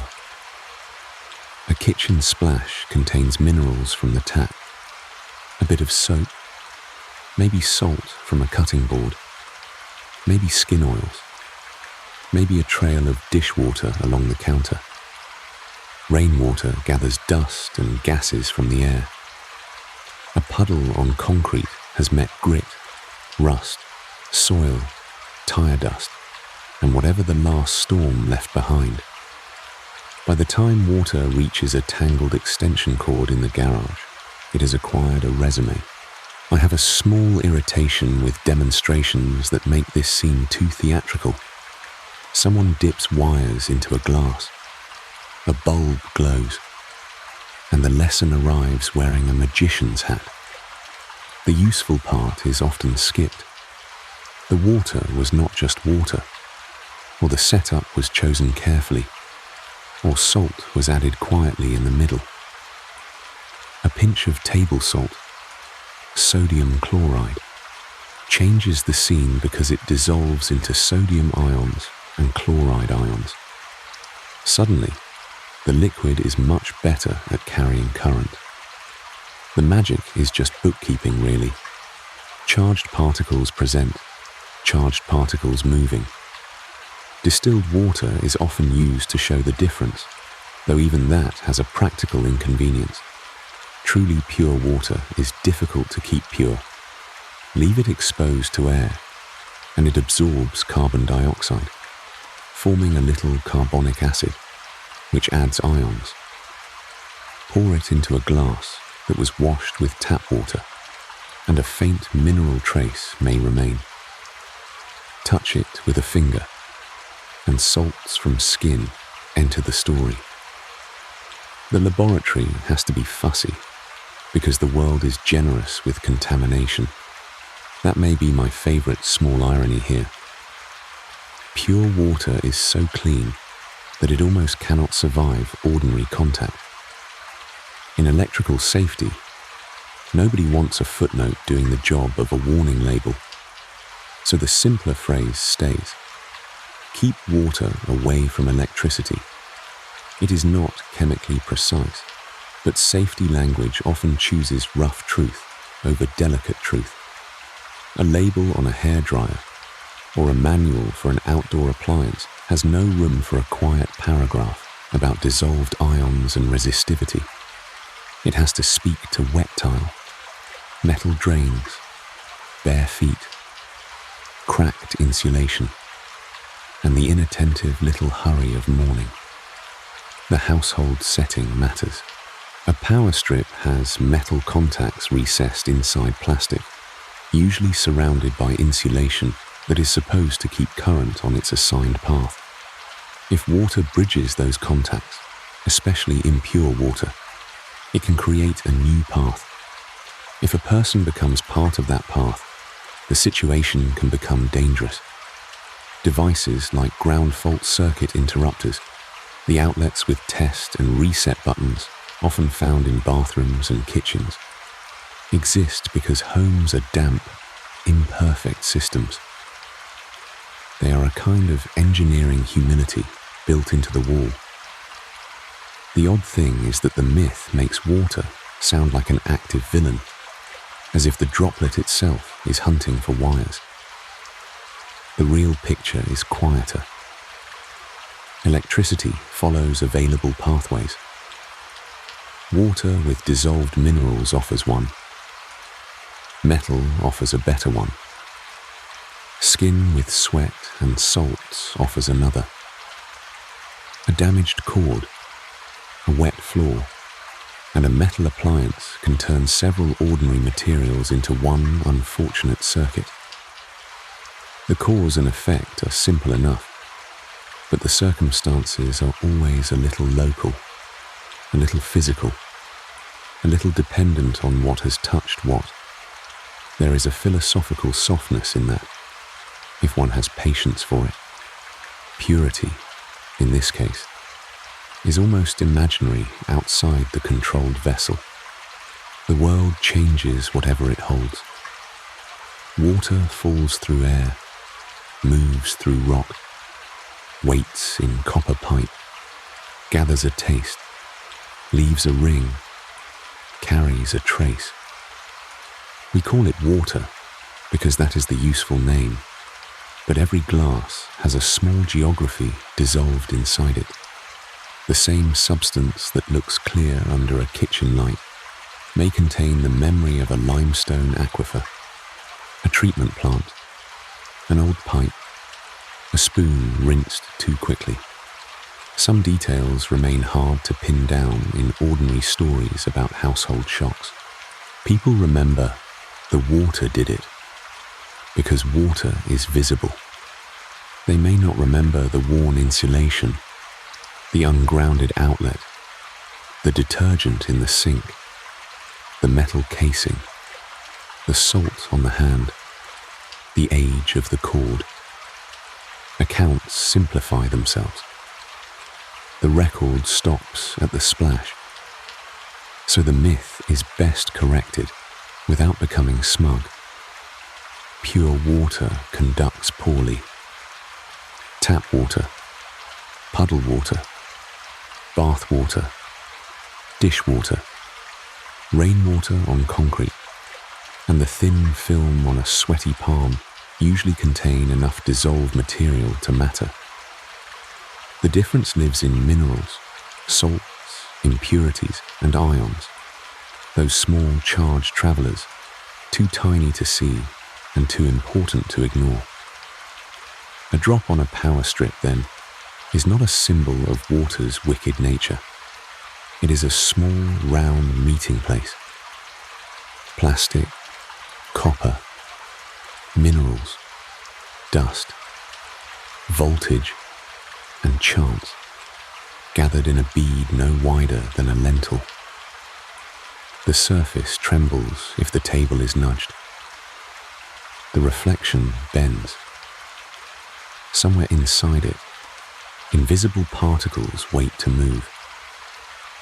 And perhaps that is why this myth lasts. The warning is simple because life near wires does not leave much room for elegant chemistry. Still, the truer version is stranger and more useful to carry quietly. Water itself is nearly silent. The things dissolved in it are often doing the talking. Soon we will move from wires to knuckles, from invisible ions to a small sound made inside the hand, and another everyday belief will ask to be handled carefully. A practical way into cracking knuckles. Arthritis and habit is through a close-up of relaxed hands, fingers gently curled. In plain terms, we are talking about the idea of, is there danger in the satisfying pop of a knuckle? The useful pressure is no evidence links cracking to arthritis. That small detail gives the larger idea something solid to rest on. In a 1998 letter in the journal Arthritis and Rheumatism, a physician named Donald Unger described a small, stubborn experiment he had carried around in his own hands for more than 50 years. He cracked the knuckles of his left hand at least twice a day, he wrote, and left the right hand alone. Same body, same weather, same breakfast table, same coat sleeves brushing the wrists. After half a century, he reported no arthritis in either hand. It is a wonderfully odd piece of evidence. One man, two hands, and a lifetime of tiny pops used as a private argument against a household warning. The warning is familiar enough to feel older than it probably is. A child bends a finger backward. A parent looks up from a newspaper. A sink full of dishes, a steering wheel, and says, "Don't do that. You'll get arthritis." The sentence has the sturdy shape of folk maintenance, like telling someone not to slam a screen door because the hinge will give out. It sounds practical. It sounds protective. And the sound of the knuckle itself seems to support the accusation. A dry little crack in the quiet, almost like something has been damaged. That is part of the myth's power. The body makes a noise, and we assume noise means wear. Floorboards creak before they split. Old radiators knock before they cool. A stiff drawer complains before it jams. So when a finger joint gives off a sharp pop, the mind reaches for a simple story. Repeated cracking must be scraping, grinding, loosening, aging the joint ahead of schedule. A neat story. Too neat, probably. Inside the knuckle, the picture is less dramatic. The ends of the bones meet inside a joint capsule, cushioned by cartilage and surrounded by synovial fluid. A slippery liquid with dissolved gases in it. When someone pulls or bends the joint in just the right way, the space inside that capsule changes. Pressure drops. A gas-filled cavity forms suddenly in the fluid. That quick formation, or cavitation, is what produces the pop, according to modern imaging studies. In 2015, researchers used real-time MRI to watch this happen in a finger joint. The machine did not reveal little shards of bone flying about, which is good, because that would make for a very different bedtime essay. It showed a dark bubble appearing in the joint fluid. A knuckle, then, is closer to a small hydraulic chamber than a dry hinge. Input. A pull on the finger. Process. A change in joint space and pressure. Output. A bubble and a sound. Limitation. The joint usually will not crack again right away, because the gases need time to settle back into the fluid. That waiting period is one of those details I find oddly persuasive. Myths often forget inconvenience. Bodies rarely do. The evidence we have does not show a clear link between habitual knuckle cracking and arthritis. Studies comparing people who crack their knuckles with people who do not have generally failed to find higher rates of hand arthritis among the crackers. Unger's self-experiment is charming, and it earned him a certain amount of amused attention. But one person's hands are not a whole population. That matters. A careful skeptic should enjoy the story without asking it to carry too much weight. The stronger point comes from the broader pattern. When researchers have looked for the arthritis connection, it has not really appeared. Some studies have suggested other possible associations like hand swelling or reduced grip strength among habitual crackers, though the evidence is mixed and difficult to interpret. People who crack their knuckles may also do other things with their hands. They may have different jobs, different habits, different reasons for noticing discomfort. A mechanic using cold metal tools in January, a pianist stretching before practice, an office worker pressing fingers against the edge of a laminate desk during a long call. These are not the same hands, even when they make the same sound. The record is useful, but it is not a crystal ball. The part that feels strangely human is how often the warning survives the evidence. Earlier in the video, the Great Wall myth gave us one version of cultural repetition, a grand claim repeated in classrooms and travel books until it feels like a shared landmark. Knuckle cracking is the smaller domestic version. It returns through kitchens, school corridors, waiting rooms, break tables, the passenger seat of a car. Nobody needs to look it up. Someone hears the pop and the sentence arrives, already packed and ready.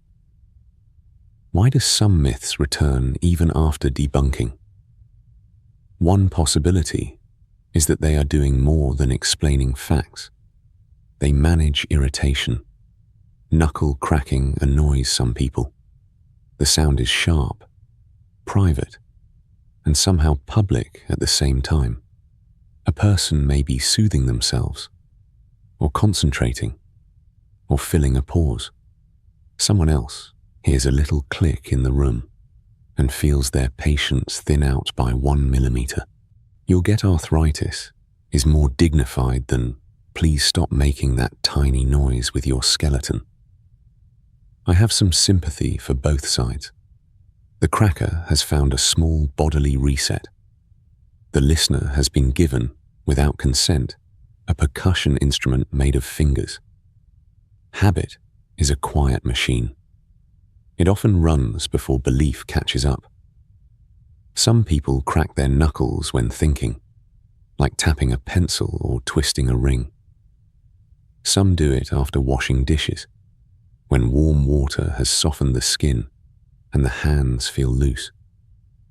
Some do it at a desk under fluorescent lights, thumb against forefinger, one joint at a time, while a printer complains in the corner.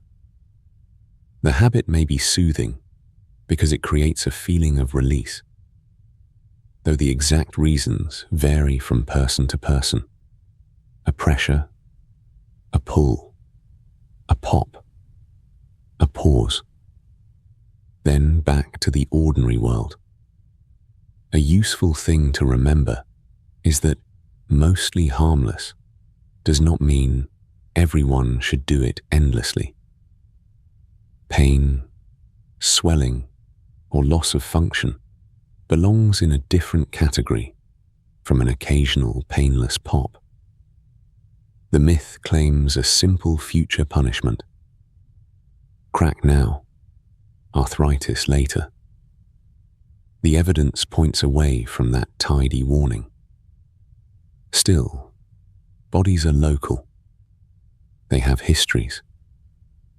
They keep their own marginal notes in tendons, old sprains, stiff mornings, and tasks repeated too many times. So the knuckle myth leaves us with a softer correction. The pop is not a little prophecy of arthritis. It is a pressure event in joint fluid, made audible. A bubble appears where there was none, and the hand briefly feels rearranged.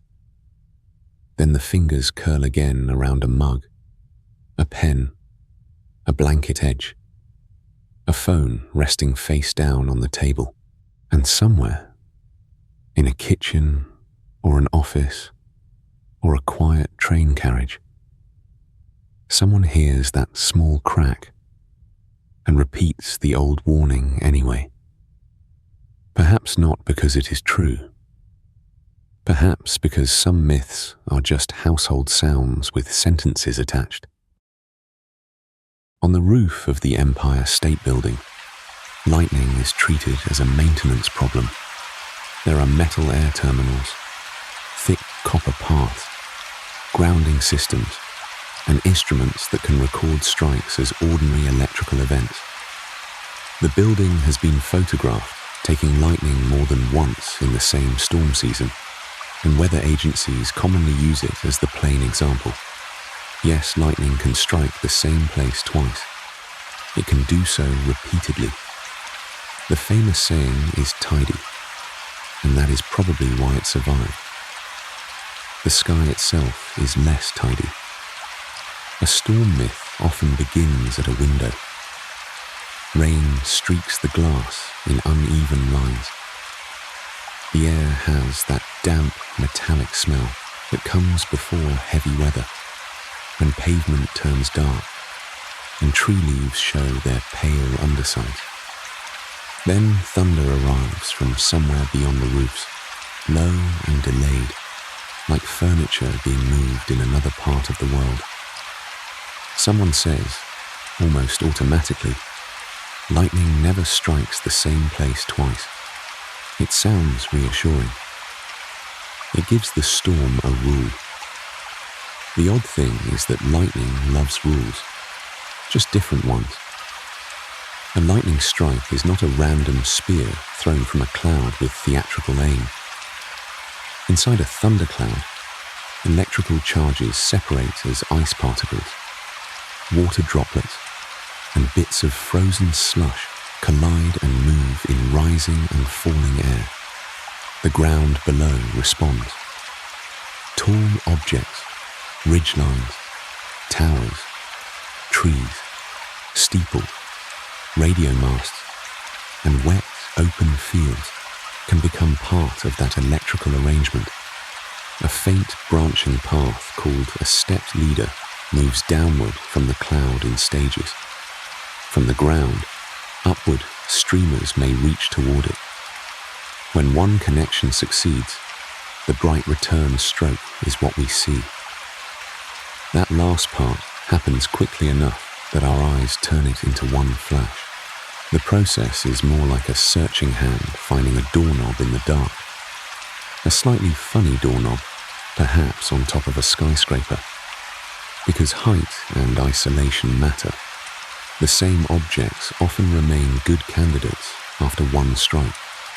A church spire is still a church spire. A pine on a bare hill is still taller than the grass around it.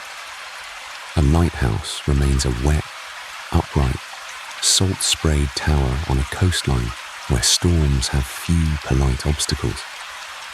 The first strike does not use up the place.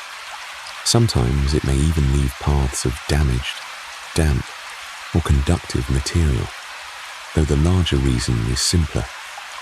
The geometry of the landscape has not changed. Old lighthouse records make this feel less like a slogan and more like a working inconvenience. Keepers had to deal with cracked masonry, damaged lantern glass, burnt wiring, and lightning rods that needed inspection after storms. A lighthouse is almost a dare to the atmosphere. Stone or brick rising above rock. A metal lantern room. Salt water below. Wind pressing hard at the panes. It is beautiful in paintings, but less romantic when you imagine a tired keeper checking the copper conductor in wet boots the next morning. I have a soft spot for that kind of detail. Not the dramatic flash, really, but the repair list afterward.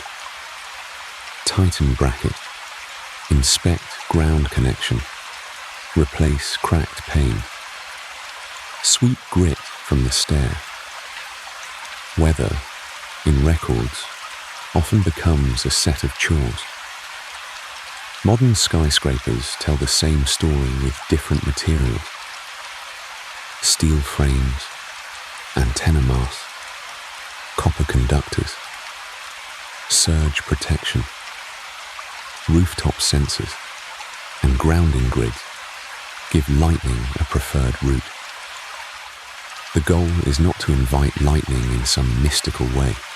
The goal is to give the charge a safer path than elevators, office wiring, water pipes, or the person holding a metal tool in the wrong place. Tall buildings are struck often enough that engineers design for it from the beginning. The myth says lightning will move on out of fairness. Engineering assumes no such courtesy. That is a useful little correction. Not frightening, just useful. A slow like or subscription helps this kind of slow work find the right people. Safety advice sometimes becomes strange when it tries too hard to be memorable. Lightning never strikes twice may have been a comfort phrase before it was treated like weather wisdom. It lets people feel that danger, once spent, has passed. But storms do not keep moral accounts. If thunder is close, an open field remains an open field. A tall, isolated tree remains a poor shelter. A hilltop does not become safer because it has already been hit. The sky has no sense of having made its point. You can save this one for another night when sleep feels distant again. There are other storm sayings that carry a grain of truth wrapped in a little too much confidence. Counting seconds between lightning and thunder can roughly estimate distance because light arrives almost instantly and sound travels more slowly through air. That part is reasonable, but it does not tell you whether the next strike will be nearer, or whether the storm is turning, or whether a new cell is building behind the first one. Weather is a system, not a single message. This is where I become mildly suspicious of perfect rules. They are easy to remember, which is helpful. They also sand off the difficult edges, which is less helpful. Go indoors when you hear thunder is less poetic than the old saying, but it respects the uncertainty better. It admits that a storm does not owe us a clean pattern. A scarred tree shows the matter in wood. After a strike, bark may split in a long vertical seam where steam burst outward from moisture inside the trunk. Sometimes pale raw wood appears beneath darker bark. A stripe running down the side like a rough, unfinished line drawn by a carpenter in a hurry. The tree may live. It may decline slowly. It may be struck again years later if it still stands above the surrounding ground. The mark looks like an ending. In weather terms, it may only be a note in the margin. There is a small humility in that. We like myths that make nature behave like conversation. Once spoken to, a place will not be addressed again. Lightning belongs to charge, distance, moisture, shape, and timing. It is physical, almost bureaucratic in its own wild way. The cloud builds in balance. The ground answers. The connection forms where conditions allow. Input, path, release. Then the air smells briefly of rain, dust, and something sharp, and the storm continues. Records help, but they do not make every strike fully knowable. Before cameras, sensors, and reliable reporting, many repeat strikes were probably remembered only as local stories. The same barn again, the same oak, the same weather vane bent twice in one summer. Some accounts may exaggerate. Some may be perfectly true. Some simply stop at damaged by lightning, with no patient clerk adding whether it had happened before. The archive is not as complete as the sky. Still, the evidence points clearly enough. Lightning can strike the same place twice. It often strikes the same kinds of places again and again, especially when they are tall, isolated, conductive, or positioned under active storm paths. The saying survives because it is neat, and because neatness is soothing. When thunder is moving around the edges of the house, near the end of a storm, rain often becomes softer before it stops. Gutters tick, tires hiss on wet streets. The window pane holds a few crooked drops after the rest have slid away. Somewhere, on a tower or a hill, or the dark, wet crown of a tree, a mark may remain that does not explain everything, but says enough. Perhaps the more interesting question is why we keep giving storms little household rules, as if the weather might behave better if we phrase the rule nicely. Then again, people have always done this with uncertainty. We name it, shorten it, pass it across a kitchen table, and hope the sky does not ask for clarification. A practical way into reading in dim light. Eyesight. Myths is through a pair of reading glasses resting atop a dog-eared paperback. In plain terms, we are talking about the idea of does reading in low light damage your eyes? The useful pressure is temporary discomfort fades with rest. That small detail gives the larger idea something solid to rest on. On the back wall of many eye exam rooms hangs a descendant of Herman Snellen's 1862 letter chart. Black block letters, shrinking row by row, usually read from a fixed distance while a person squints through a phoropter that looks faintly like machinery from a small submarine. That chart is a useful object here because it measures visual sharpness after the fact.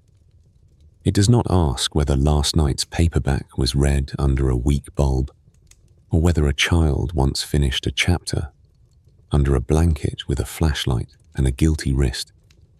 The myth usually arrives in a household voice. Don't read in the dark. You'll ruin your eyes. It has the weight of parental law, like sitting up straight or not going outside with wet hair. Sometimes it appears in school rules too, in libraries and classrooms where fluorescent tubes buzz overhead, and the teacher wants everyone facing the page at the same sensible angle. The advice feels practical, and in one limited way, it is.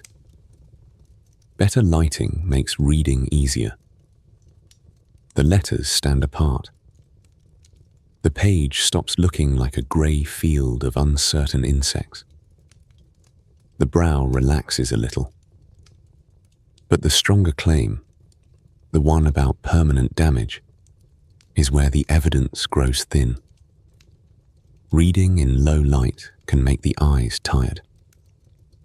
It can cause temporary strain, dryness, a dull ache around the forehead, or that small pinched feeling that makes a person close the book and rub the bridge of the nose. The available evidence does not show that ordinary dim light reading permanently damages eyesight. The discomfort is real. The injury story, as usually told, seems overbuilt.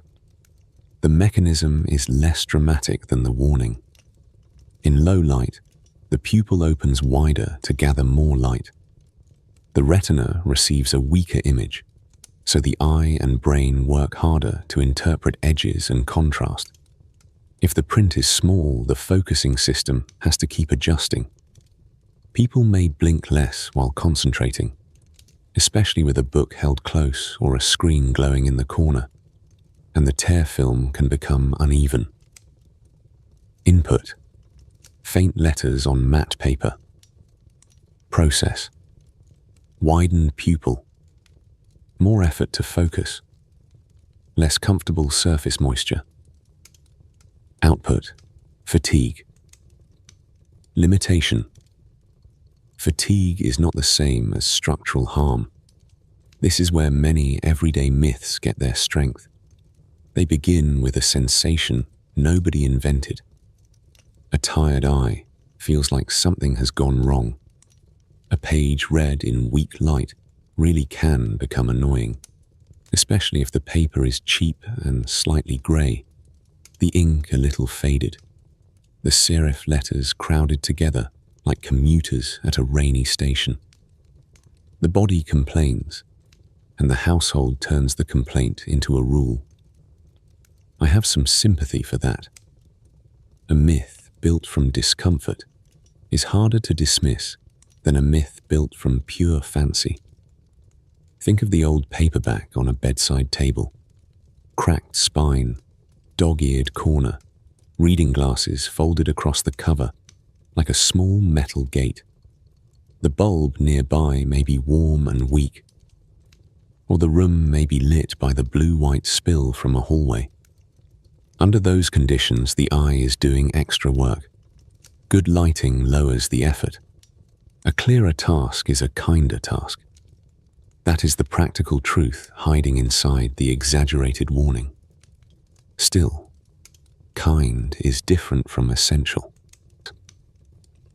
Proper lighting reduces fatigue. It is not required to preserve eyesight during a normal evening of reading. The difference matters because the myth makes ordinary behavior feel faintly dangerous. It turns a harmless pleasure into a tiny violation. The late chapter, the last 3 pages, the cheap mystery novel read in the back seat of a car as streetlights pass across the paper. All of that becomes suspect, as if the eye were being slowly spent like a candle stub. Eyes are delicate, yes. They are also living organs that adjust constantly to kitchens, sidewalks, theatres, winter mornings, clouded afternoons, and badly lit restaurants with menus printed in brown ink for reasons known only to decorators. You can save this one for another night when sleep feels distant again. If tonight needed something softer, there will be more here when you return. The records behind the myth are not especially tidy. It is difficult to point to a single inventor of the warning. It likely grew through ordinary repetition. Parents, teachers, eye doctors, giving sensible comfort advice. Magazine columns trimming nuance into commandment. Before bright electric lighting was common, reading by weak flame or early bulbs was often inconvenient. Oil lamps smoked. Candles flickered.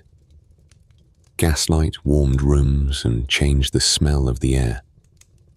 A person leaning close to a page might also be leaning close to soot. Heat, bad posture, or simply bedtime resistance. You'll hurt your eyes. May have been partly a health warning, partly a way to end negotiations with a child who had discovered one more chapter.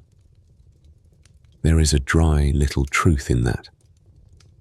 Sometimes myths survive because they are useful for managing a room.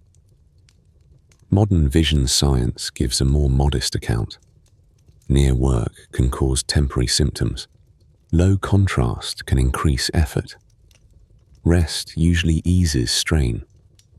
Persistent or unusual vision problems belong with an eye care professional because real eye conditions have their own causes and patterns. But the common bedtime scene, a person reading a printed book in subdued light until the words blur from tiredness, does not appear to be a route to permanent loss of sight. The eye is not a camera with a simple warning label. It is more like a small adaptive weather system. The pupil changes diameter. The lens adjusts shape. The retina shifts its balance between color-sensitive cones and low-light rods. The brain fills in what the page does not easily give. In dimness, the system becomes less precise, a little slower, more effortful. That is enough to make the experience unpleasant. It is not enough by itself to support the old sentence in its sternest form. A faintly comic detail remains. We often blame the eye when the real culprit is the task design. Tiny print, glossy paper, catching glare. A bedside bulb placed behind the head, so the shadow of the hand falls over the page. A pair of reading glasses left in the kitchen beside a mug with a tea ring. These small arrangements make reading harder.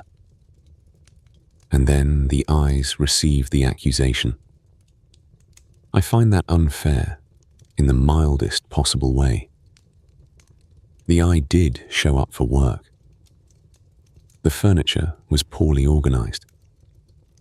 So the useful version of the advice is simple and less theatrical. More light can make reading more comfortable. A larger font can help. Holding the page at a reasonable distance helps.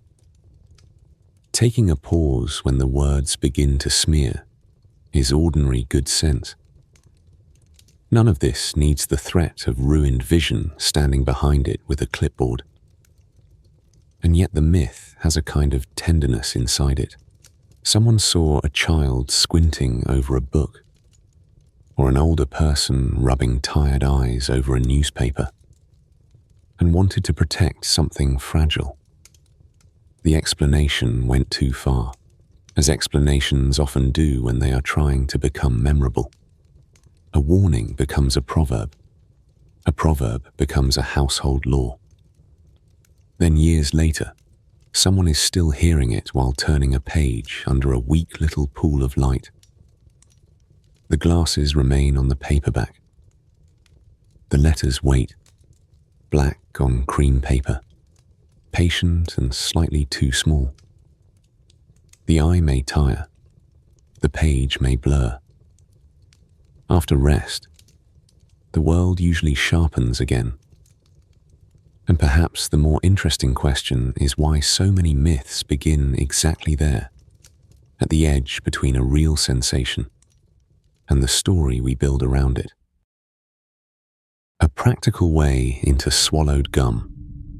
The 7-year journey is through a pink wad of gum stuck under a desk, shadowed and forgotten.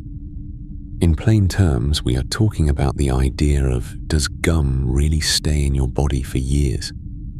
The useful pressure is it is not digested, but does not linger for years. That small detail gives the larger idea something solid to rest on. A pink wad of gum under a school desk becomes a small fossil by the end of a semester. It flattens against the pale laminate, gathers pencil dust, and hardens around the mark of somebody's thumb. A custodian may meet it later with a metal scraper and a little sigh. The odd thing is that this same material, this cheerful, rubbery lump, also appears in medical case reports, including a 1998 report in the journal Pediatrics about children who had swallowed unusually large amounts of gum. That paper is a useful little hinge. It shows that gum can matter inside the body, while also making the 7-year story look much too tidy.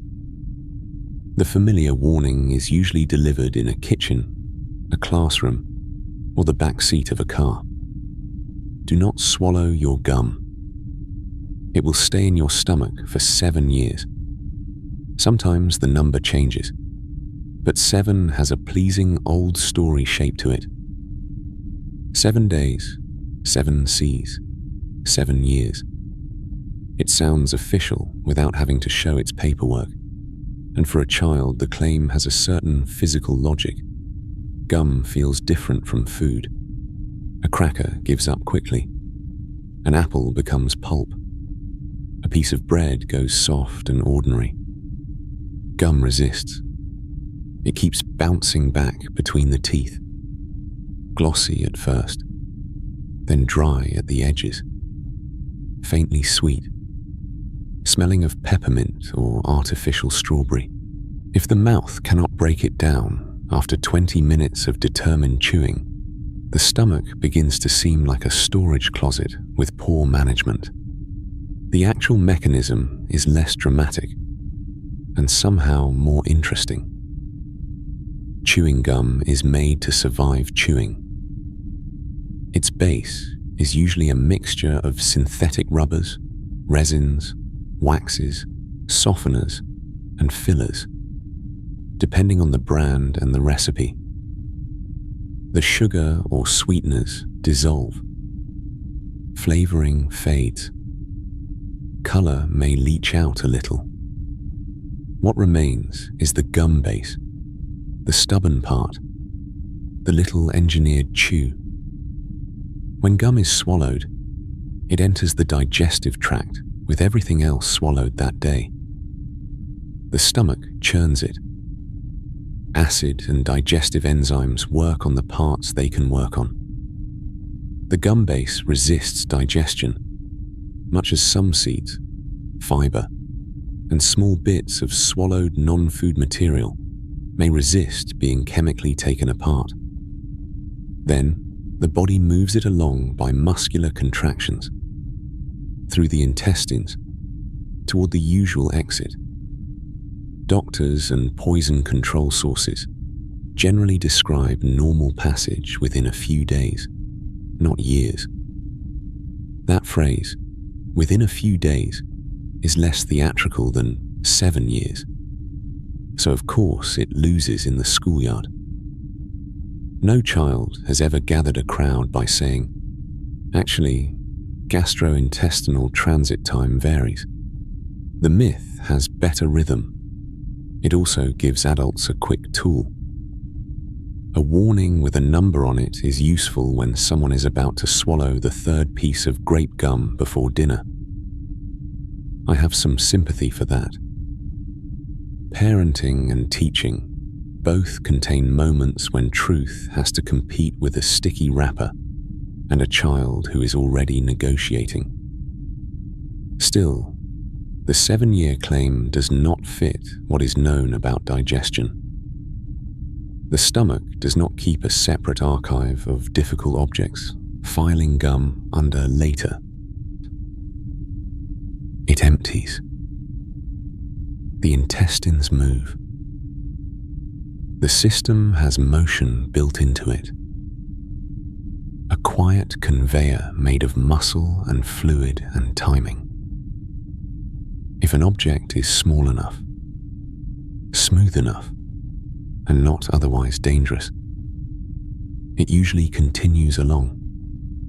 The rare cases are where the myth finds its little scrap of respectability. In the 1998 Pediatrics report and similar case reports, doctors described blockages involving chewing gum, often in children who swallowed many pieces over time, sometimes along with other indigestible material. The word bezoar appears in these discussions, a mass of material trapped in the gastrointestinal tract.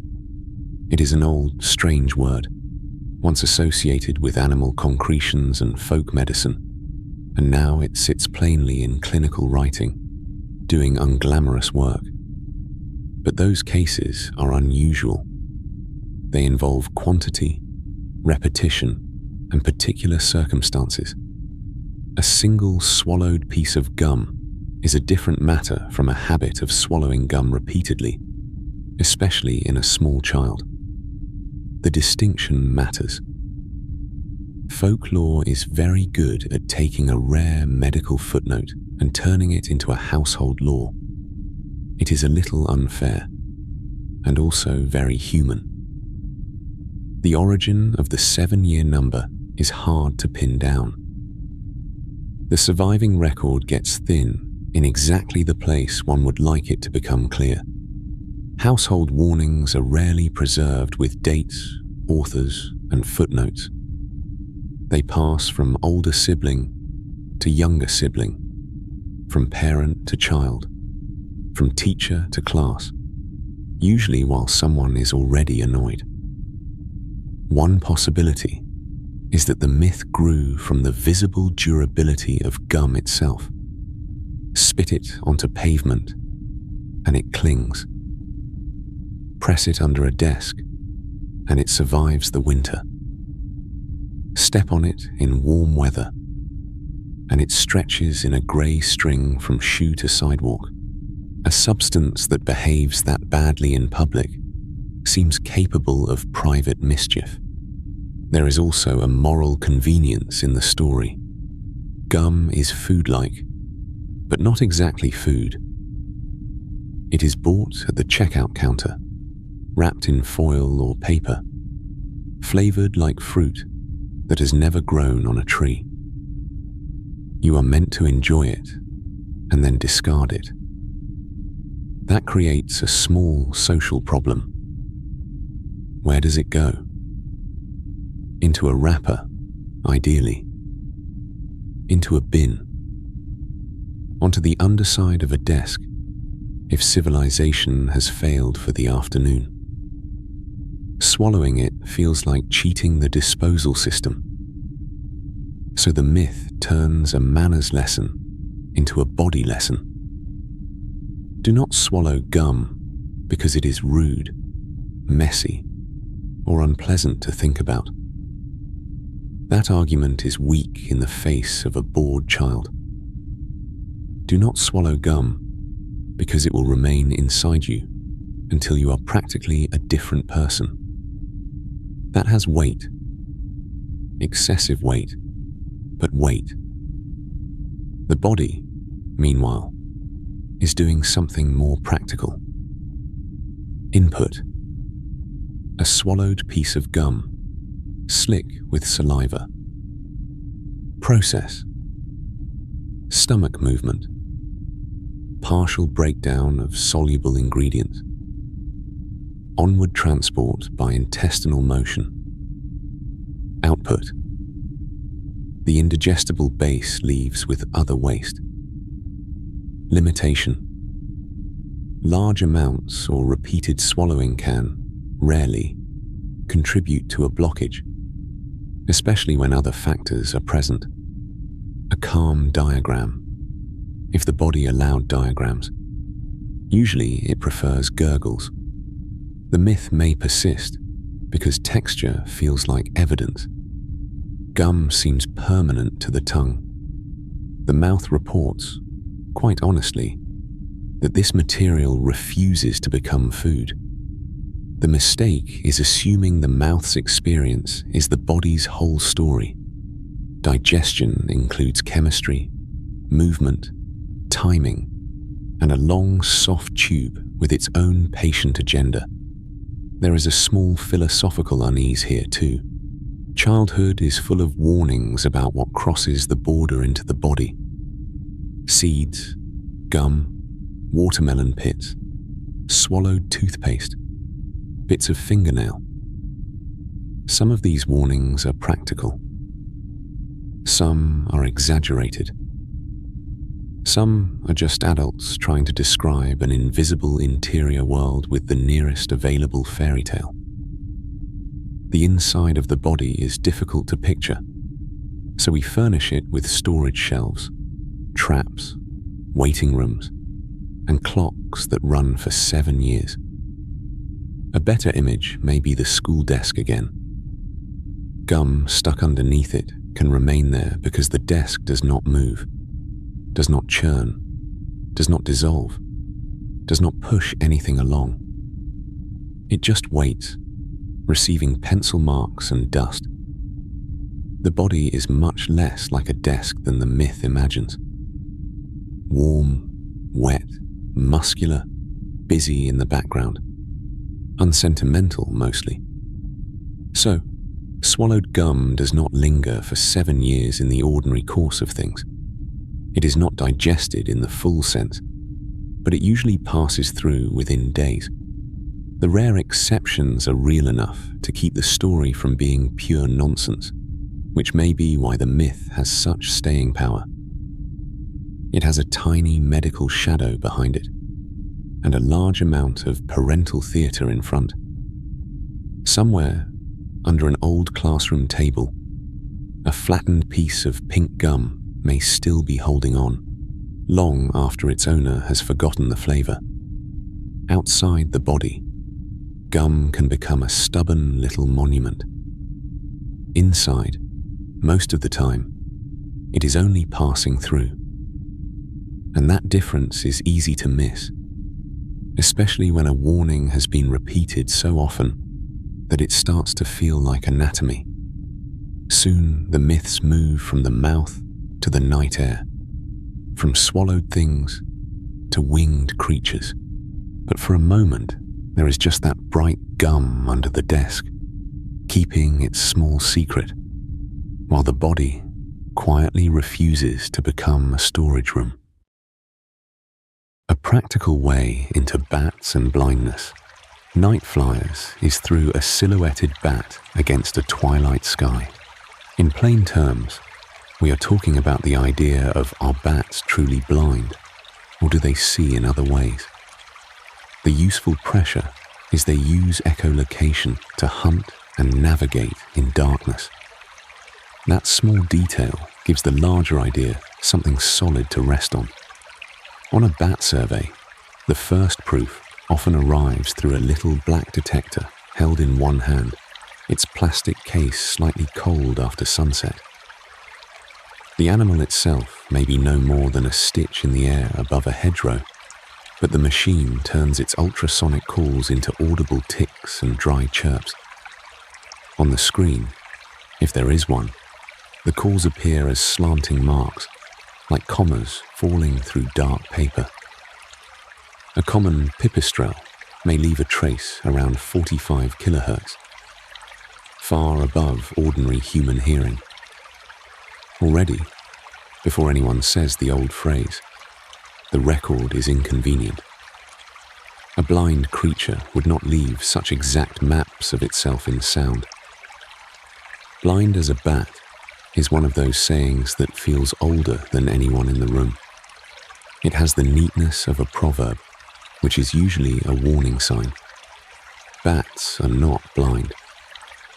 Many see quite well, and some rely heavily on vision, especially larger fruit bats moving through dusk toward trees heavy with figs, mangoes, or pale night-blooming flowers. Their eyes are real working eyes, set into small mammal faces, glossy and dark, receiving light through cornea, lens, and retina like other vertebrate eyes do. The confusing part is that bats also do something humans cannot do with any natural ease. Many species echolocate. They produce very high-frequency sounds, often through the larynx, send those sounds into the air, and listen for the returning echoes. The input is a pulse. The world changes that pulse. The output is information, distance, direction, texture, movement, a moth wing, a brick wall, a pond surface, a narrow gap beneath roof tiles. All of it sends back a different answer. That mechanism can make ordinary sight seem beside the point, at least for a moment. A bat hunting insects in the dark may fly through a gap between branches, with a body wrapped in thin wing membrane, the skin stretched between finger bones like brown silk on a frame. It may turn sharply, catch a beetle, and avoid a fence wire without needing moonlight in the way we need it. I have a small practical sympathy for the fence wire. It is always there, doing nothing dramatic, and still it becomes an exam. Echolocation is sometimes described as seeing with sound. and the phrase is useful, up to a point. It gives us a handle, but it can also flatten the animal into a trick. Sound does not become a picture in the human sense. The bat's brain is processing delays, intensities, frequency shifts, and tiny differences between the ears. The external ear, the pinna, and often the small inner fold called the tragus help shape incoming sound. Some bats have elaborate nose leaves, folds of skin that look almost decorative until you remember they are part of a working acoustic system. Nature has a habit of making equipment look slightly ridiculous. Vision varies a great deal among bats, which is where the simple myth begins to fray. Some small insect hunting bats have modest eyes and lean strongly on echolocation at night. Many fruit bats have larger eyes and use vision and smell to find food over long distances. A few groups complicate the tidy categories further. Some fruit bats in the genus Rosettus use tongue clicks for echolocation while still having good vision. More than 1,000 bat species exist, and I am suspicious of any sentence that tries to make them all behave like one little Halloween silhouette. Daylight vision also differs by species and habit. Some bats can see in low light very effectively. Some appear able to use color under certain conditions. Others may not perform well in bright daylight, partly because their lives are arranged around dusk, night, caves, tree hollows, bridges, barns, and the undersides of roofs. That is not blindness. It is a trade-off.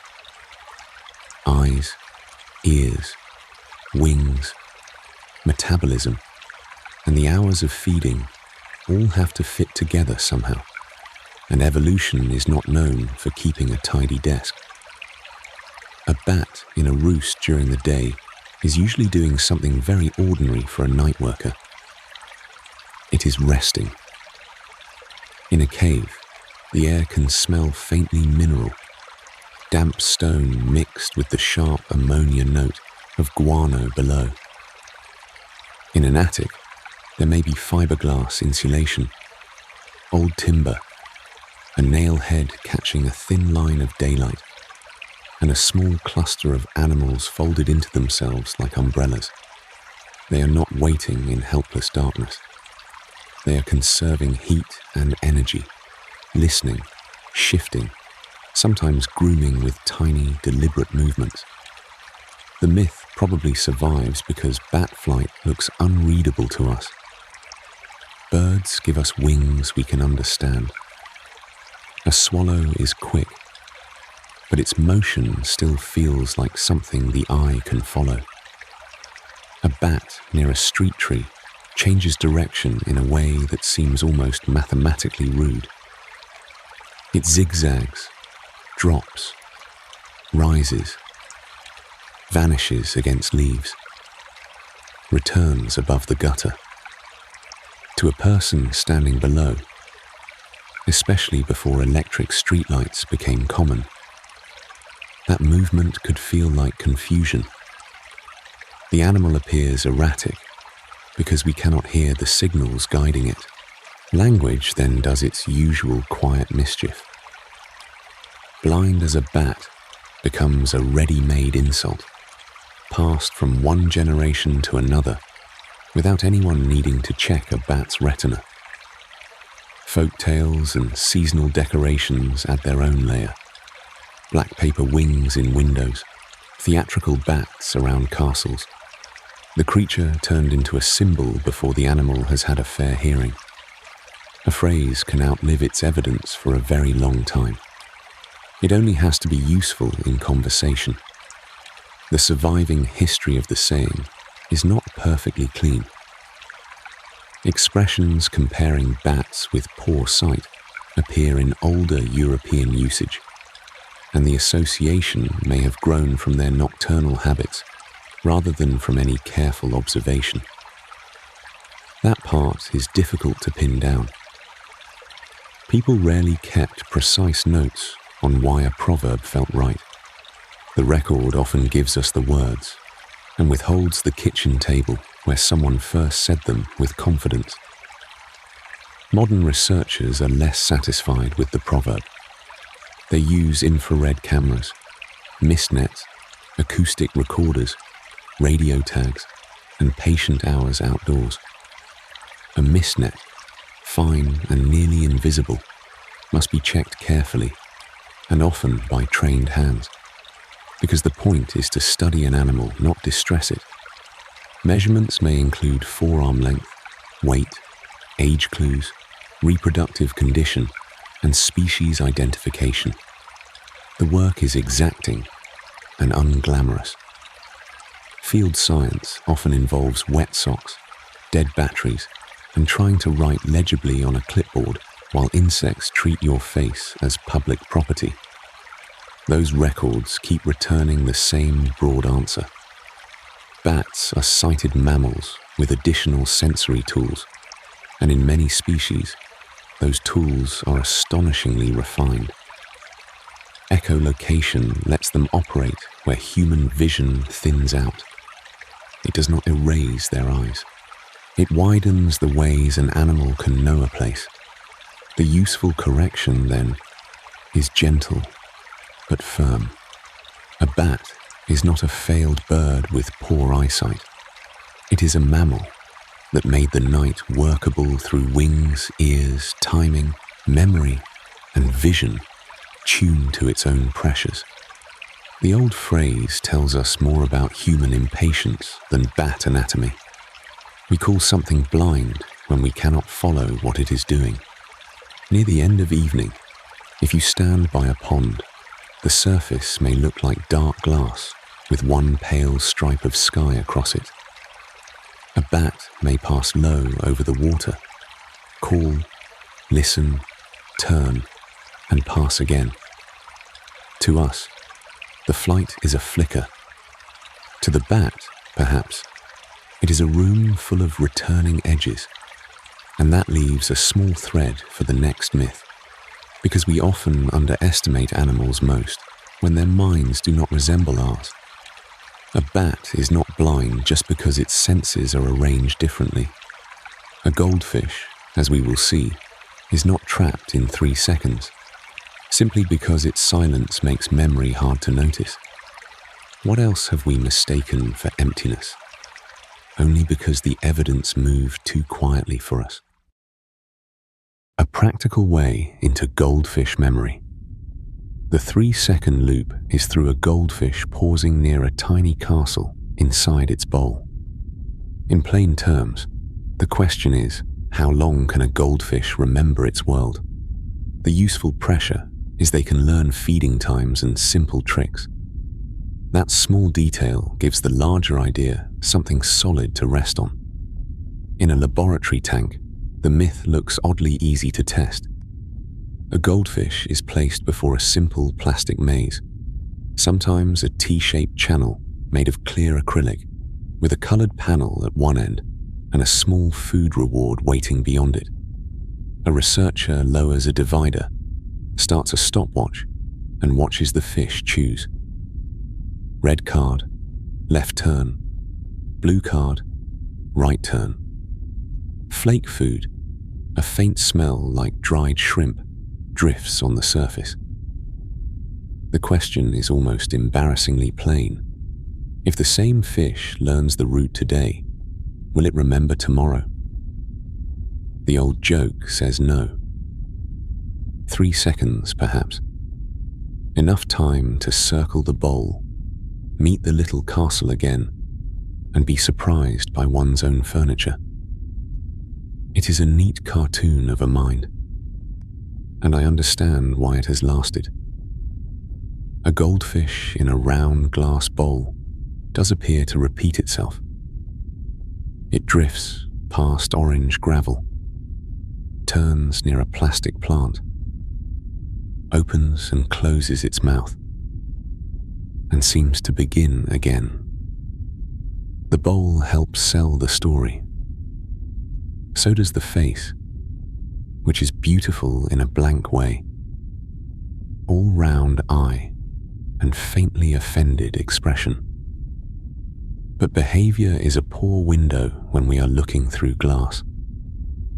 Goldfish can remember far longer than 3 seconds. The evidence points towards spans of weeks, and in some trained tasks, months. They can learn feeding schedules. They can respond to visual cues. They can be trained to swim through hoops, nudge targets, or follow a route toward food. None of this requires giving them a human mind in miniature.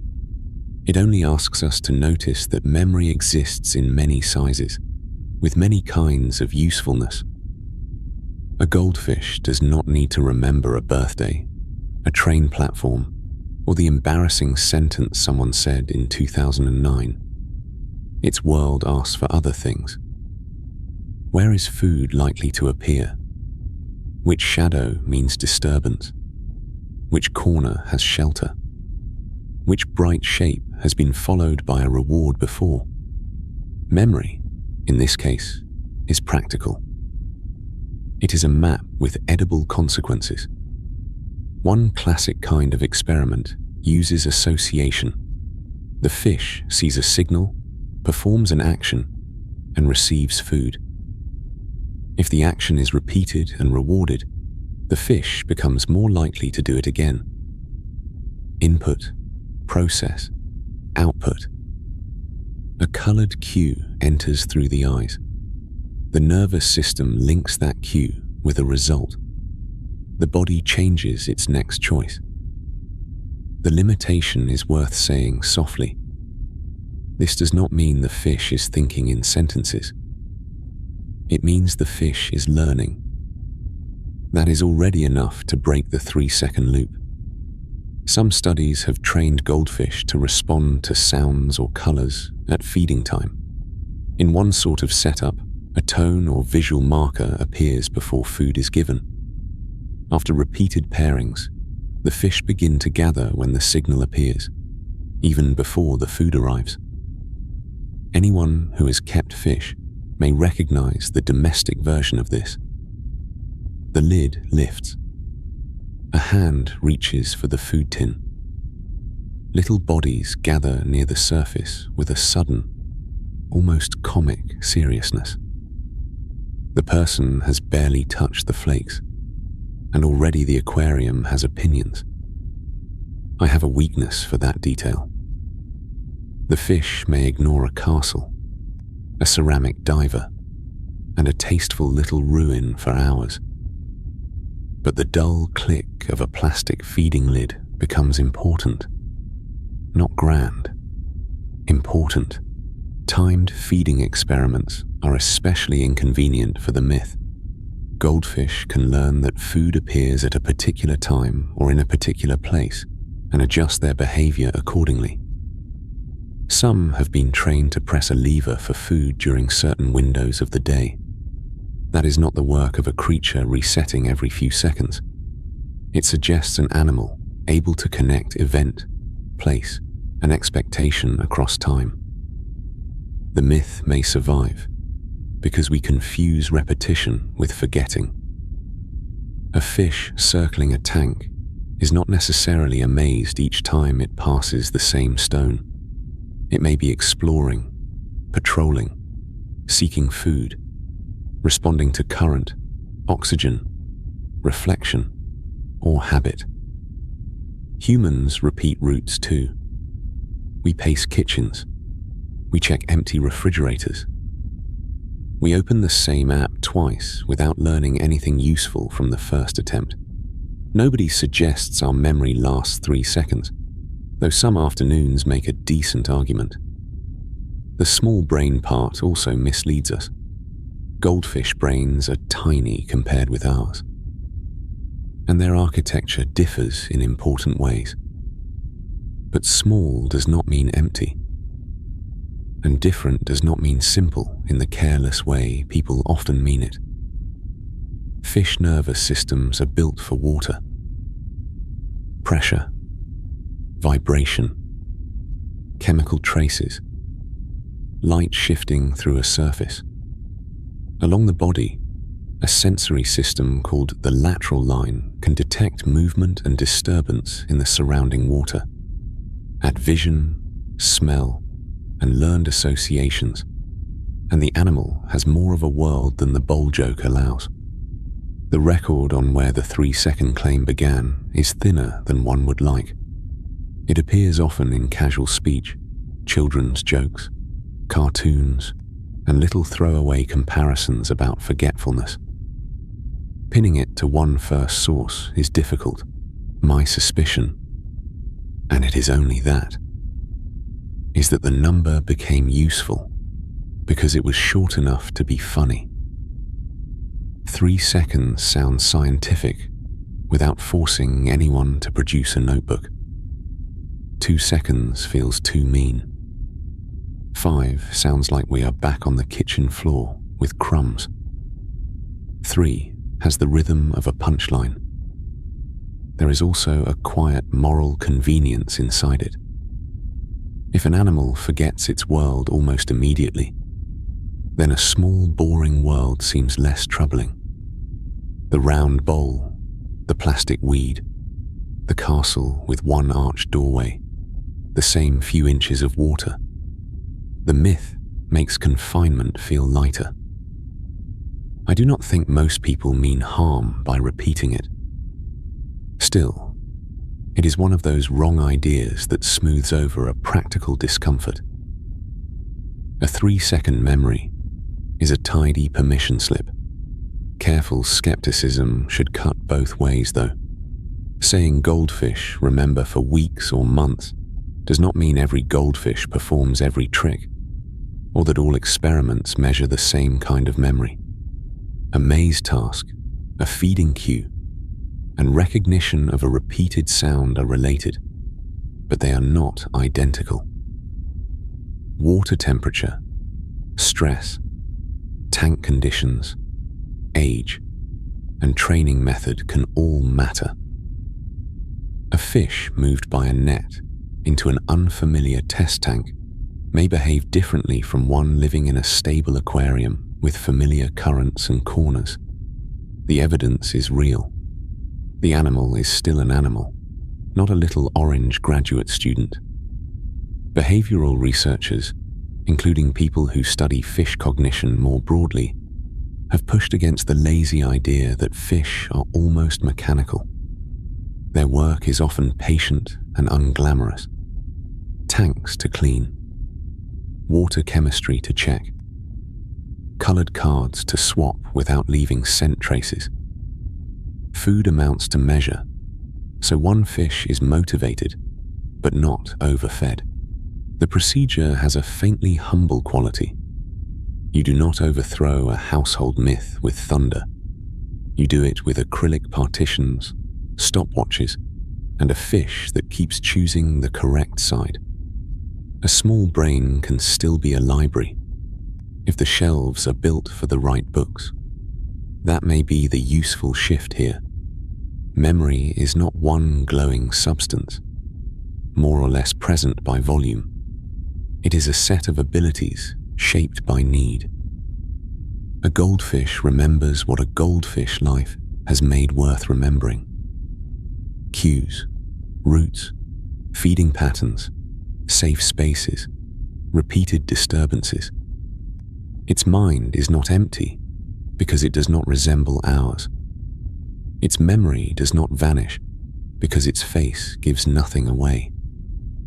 Near the end of the myth, I keep returning to the little castle, not because the castle matters to the fish in the way it matters to us, as decoration, as joke, as tiny architecture, but because the fish passes it again and again through water that smells faintly of minerals and food dust, while bubbles tap upward from the air stone in a steady silver line.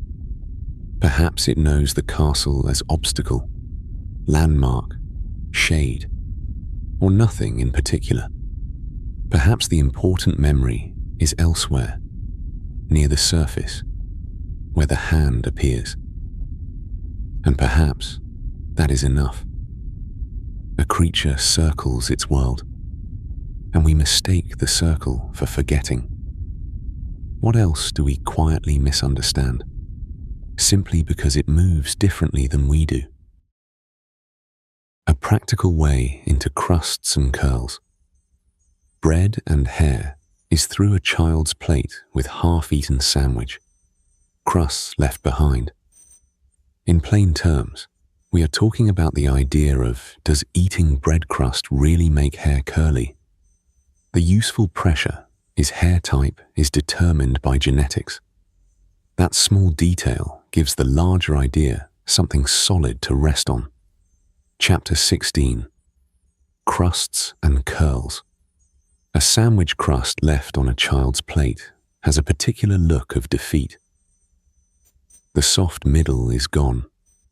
The bitten edge has dried a little, and the brown rim curls upward at the corners, as if it is trying to leave quietly.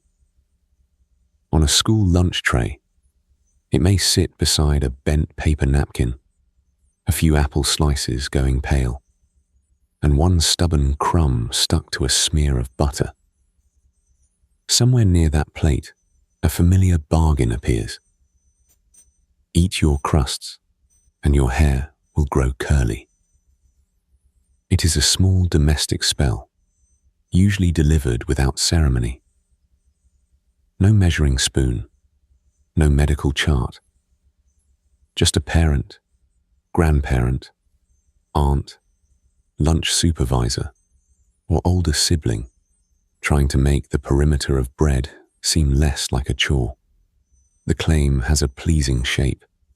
The crust is curled. Hair can be curly. A child can see both things at once. The logic is visual, almost edible. And that may be why it lasts. The trouble is that hair does not take instructions from toast. Curly hair is shaped mostly by inherited traits and by the structure of the hair follicle under the skin.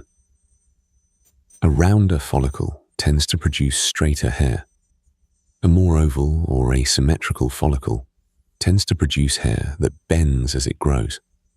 The strand itself is made largely of keratin, a tough protein, and its curve is influenced by the way that strand forms, including tiny chemical bonds within the hair fiber. The input is biology. The process happens below the surface. The output is a strand that may lie flat, wave, coil, kink, or do several things on the same head, because bodies enjoy being inconvenient. Bread crust does not enter that mechanism in any direct way. It goes into the mouth, meets saliva, travels through digestion, and becomes part of the general supply of energy and nutrients the body may use. That is ordinary and important enough. But there is no known path by which the browned edge of a slice of bread sends a special curl-making message to the follicles. If there were, hairdressers would probably have a very different relationship with bakeries. The crust itself has a real story, though. It is not just decorative brown framing. During baking, the outside of the dough is exposed to stronger heat and drier air than the interior. Moisture leaves the surface. Sugars and amino acids react in what cooks call the Maillard reaction, making hundreds of flavor compounds and that familiar toasted color. The crust becomes firmer, more aromatic, sometimes slightly bitter at the darkest corners. Press a fresh loaf, and the crust may crack faintly under the fingers, while the inside gives way like warm sponge. That physical difference can make the myth feel more persuasive than it deserves to be. The crust looks transformed. It seems concentrated. The soft white middle feels like plain bread, but the crust feels like something that has gone through an ordeal and come back with a brown coat and a firmer opinion. Surely, one thinks, it must do something. A gentle, skeptical take here. It looks stronger, is a very old form of evidence, and a very unreliable one. People have been reading foods like symbols for a long time. Walnuts resemble brains, so they were imagined as brain food. Carrots became tied to eyesight with unusual persistence. Milk has been made to carry whole moral philosophies it never requested. Bread crust making curly hair belongs to that same household of ideas, where shape, color, and desired outcome are all stirred together in the same bowl. The surviving record for this exact saying is a bit hard to pin down. It appears especially in English-speaking family memory, often as something people remember being told rather than something they can trace to a printed source. Some versions promise strong hair, some promise dark hair, some promise curls. Others, in a slightly more practical mood, just say crusts are good for you. The accounts are usually oral, kitchen-born, and passed along while plates are being cleared. That is where the record gets thin. A myth spoken over crumbs does not always leave paperwork. One possibility is simple parental engineering. Crusts are frequently rejected by children because they are tougher, drier, and more bitter than the soft center. If a caregiver wants less waste, fewer negotiations, and a lunchbox that comes back with fewer damp little bread hoops in it, a story helps. Eat that is a command. It will make your hair curly is a bargain with theatre in it. I have some sympathy for the tired adult in that scene. Getting a child to eat the outer centimetre of a sandwich can become, absurdly, a small administrative project. Still, as evidence, the bargain is dreadful. Hair type is not something bread can rewrite. A child with straight hair will not grow curls because of toast crusts. A child with curls did not earn them by finishing sandwiches. Hair texture can change over a lifetime, sometimes with age, hormones, health changes, or hair care practices. But that is a different matter from assigning magical influence to lunch. The myth borrows the authority of food, then quietly spends it on appearance. The useful piece left behind is smaller and more boring, which often means it is closer to true. Bread crust can be part of a normal diet. In some breads, especially whole grain loaves, the crust may contribute fiber along with the rest of the slice. The crust of white bread is not a secret nutritional powerhouse compared with the middle, though. It is browned bread. Pleasant, chewy, sometimes the best part if the loaf is good. The fiber mostly depends on the flour and grains used, not on whether the piece came from the edge. That distinction matters because myths often hide a reasonable habit inside an unreasonable explanation. Eating the crust may reduce food waste. It may add a little texture. It may keep a sandwich from becoming a set of discarded borders on a plate. Those are enough reasons. They are not glamorous reasons, and perhaps that is why households embroidered them. The odd thing is how many of these sayings aim at the body as seen from the outside. Eat this, and your hair will curl. Eat that, and your skin will glow. Finish this, and you will grow tall. They offer children a way to imagine the body as a visible project, shaped by tiny choices made at the table.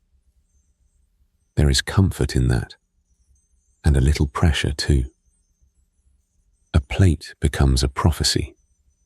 A crust becomes a contract.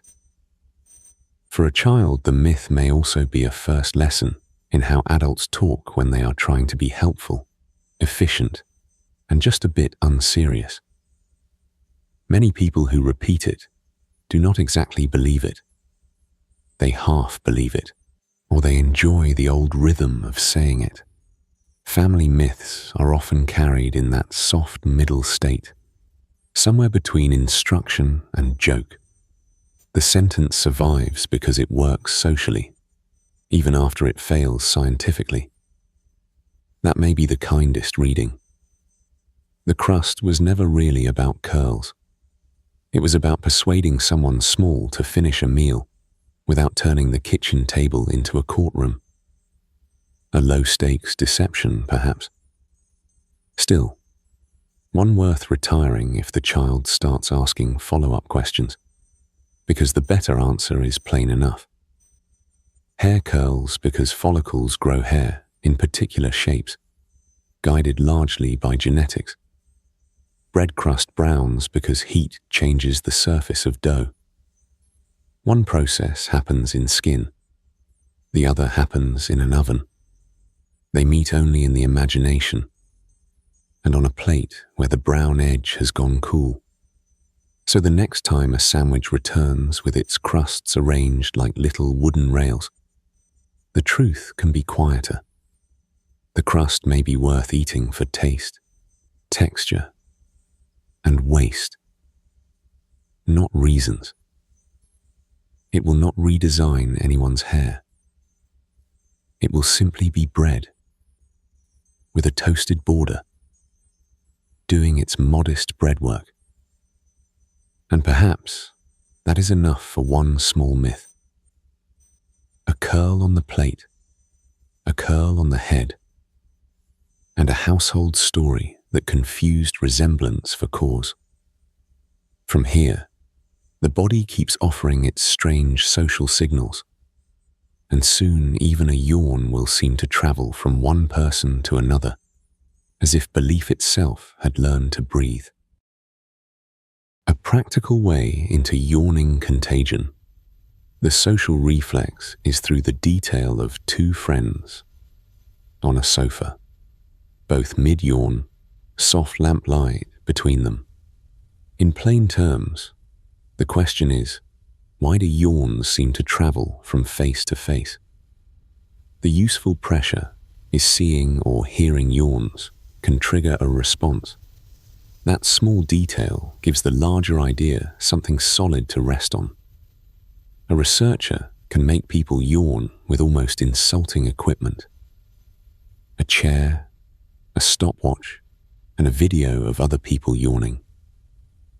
In some studies, the subject sits quietly and watches faces open their mouths, eyes narrowing, shoulders lifting a little. Someone counts. The record is not glamorous.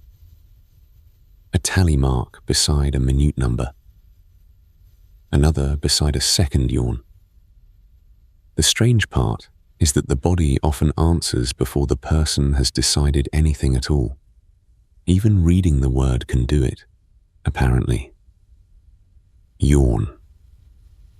A rather unfair experimental stimulus, if one is trying to stay dignified. The old everyday explanation says that yawning happens because the body needs more oxygen. It feels plausible, which is why it survived so comfortably. The mouth opens wide, the lungs fill, the room seems briefly more available.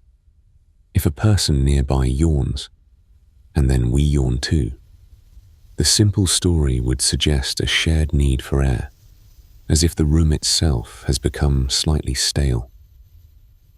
A sofa, two tired friends, one wool blanket slipping off a knee, a half-empty mug cooling on the floor. One yawn crosses the space between them with no visible carrier. It has the manners of a rumour, but the oxygen story has never behaved very well under pressure. Researchers have tried adjusting what people breathe within controlled laboratory settings. changing oxygen and carbon dioxide levels, and watching whether yawning follows the neat prediction. The result, in broad terms, has been disappointing for the myth.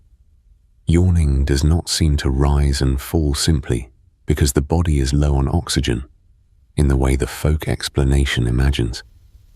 That is a useful little correction, because it keeps us from turning a complex reflex into a household plumbing problem. Open valve, take air, problem solved. Biology is rarely that courteous. Yawning itself is old and ordinary. Humans do it before sleep, after waking, during boredom, during transitions, sometimes when tension shifts.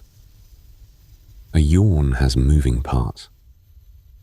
The jaw drops, the throat widens, the eyes may water, the eardrums can feel briefly altered, and the body takes in a deep breath with a peculiar stretch that is difficult to fake convincingly.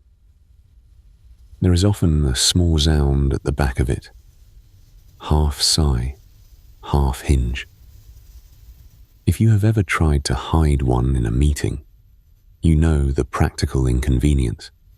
The face is not always a loyal employee.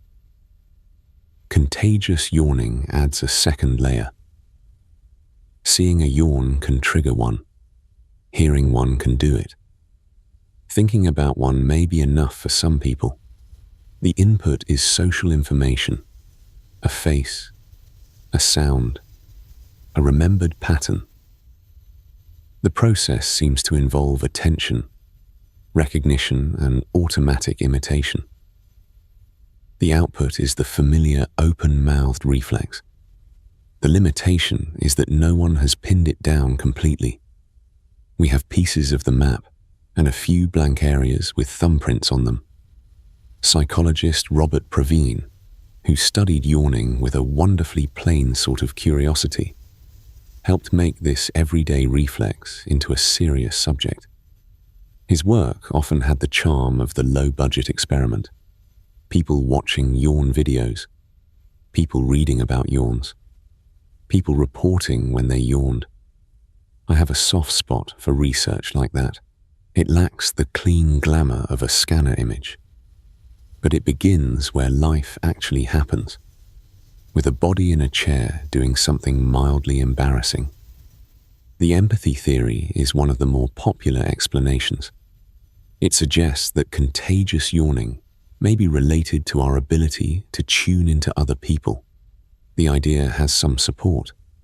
Contagious yawning appears to be stronger among people with closer social ties in some studies, and it tends to develop in children after early infancy, roughly alongside other social cognitive abilities. Certain animals also show it, especially some social mammals.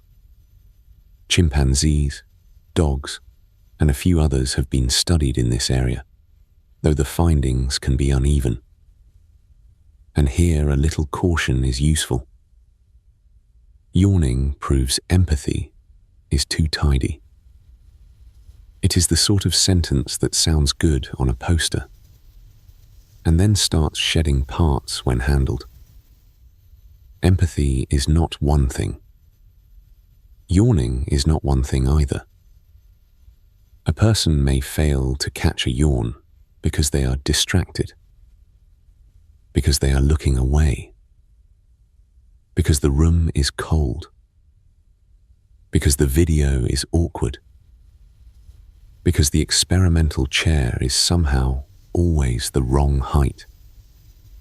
Laboratory life has small indignities.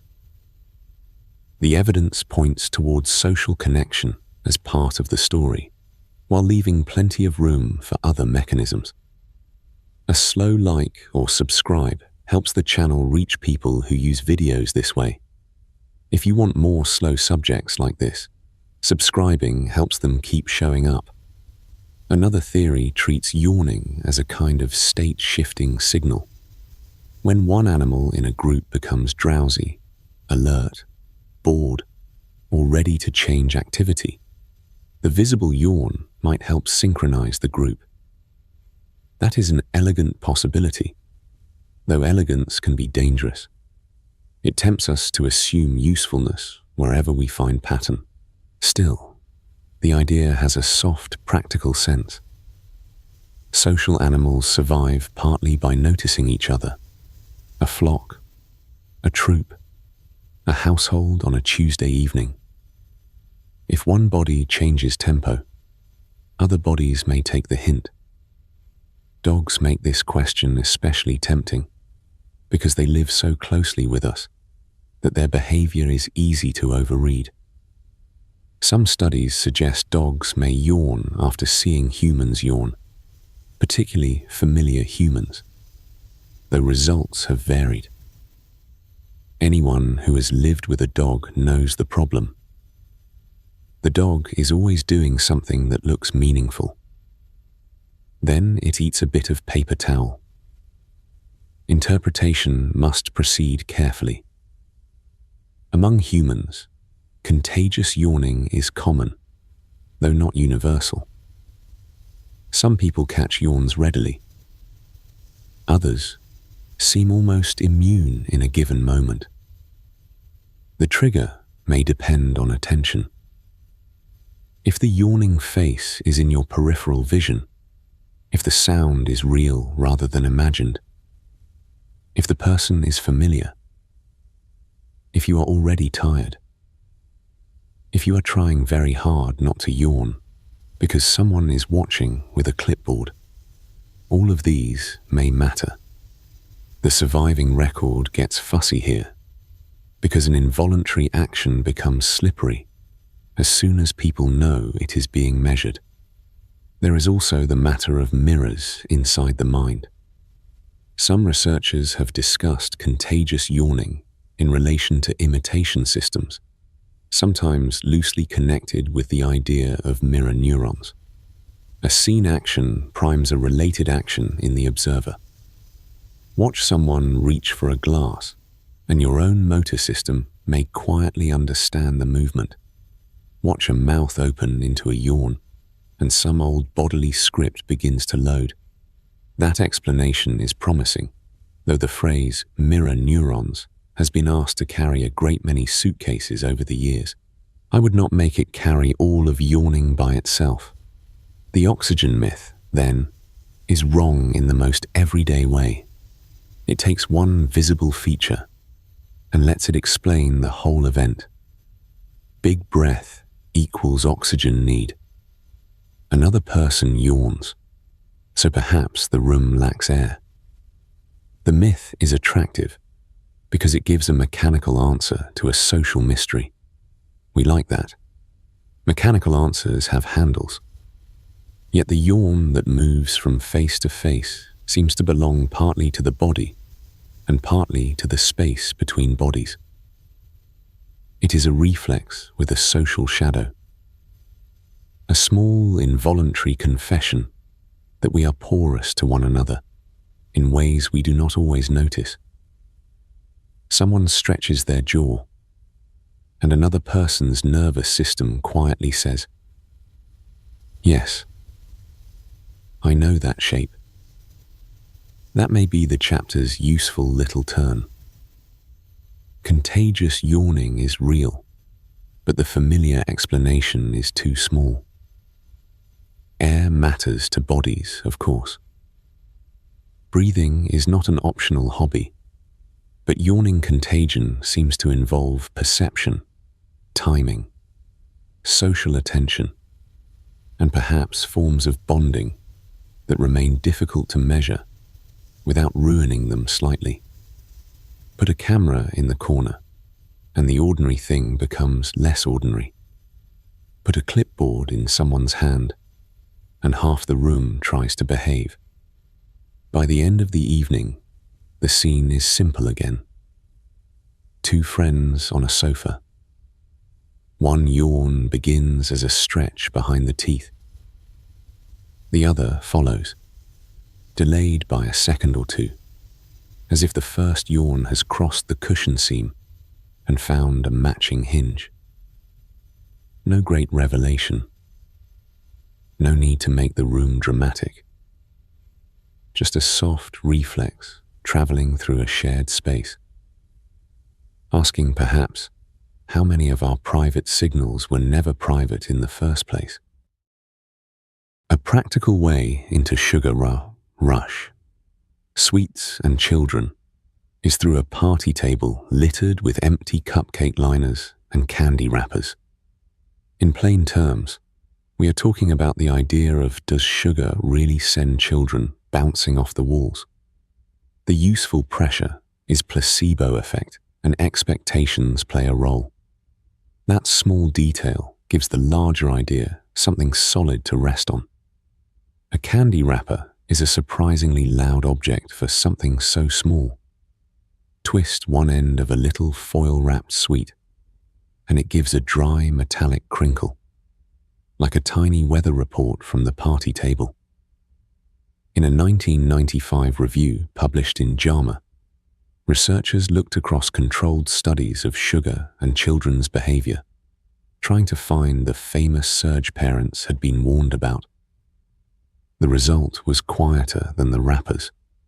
Across the evidence, sugar did not show a consistent effect on children's activity or attention. That is an awkward finding, because the scene feels so convincing.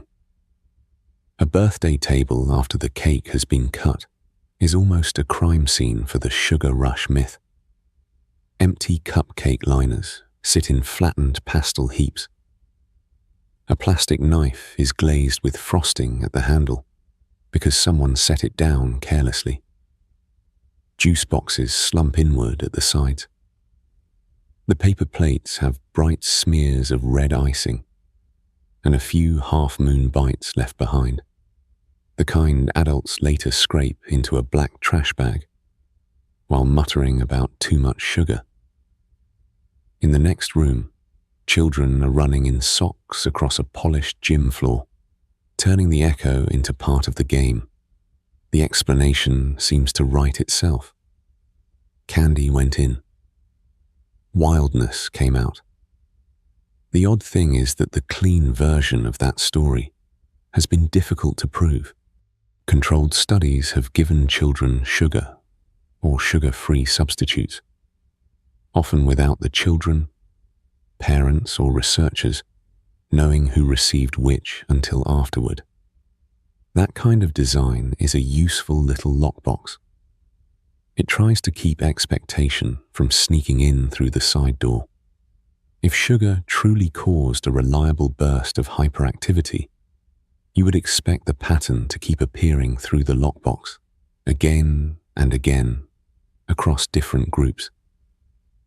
It generally does not. The body, of course, does use sugar. That part is real and ordinary. A sweet drink or piece of cake is broken down. Glucose enters the bloodstream, and the body has systems for moving that fuel into cells. The brain uses glucose continuously. In the same unglamorous way, a station uses electricity through the night. But eating a frosted cookie does not simply flip a behavioral switch labeled bounce.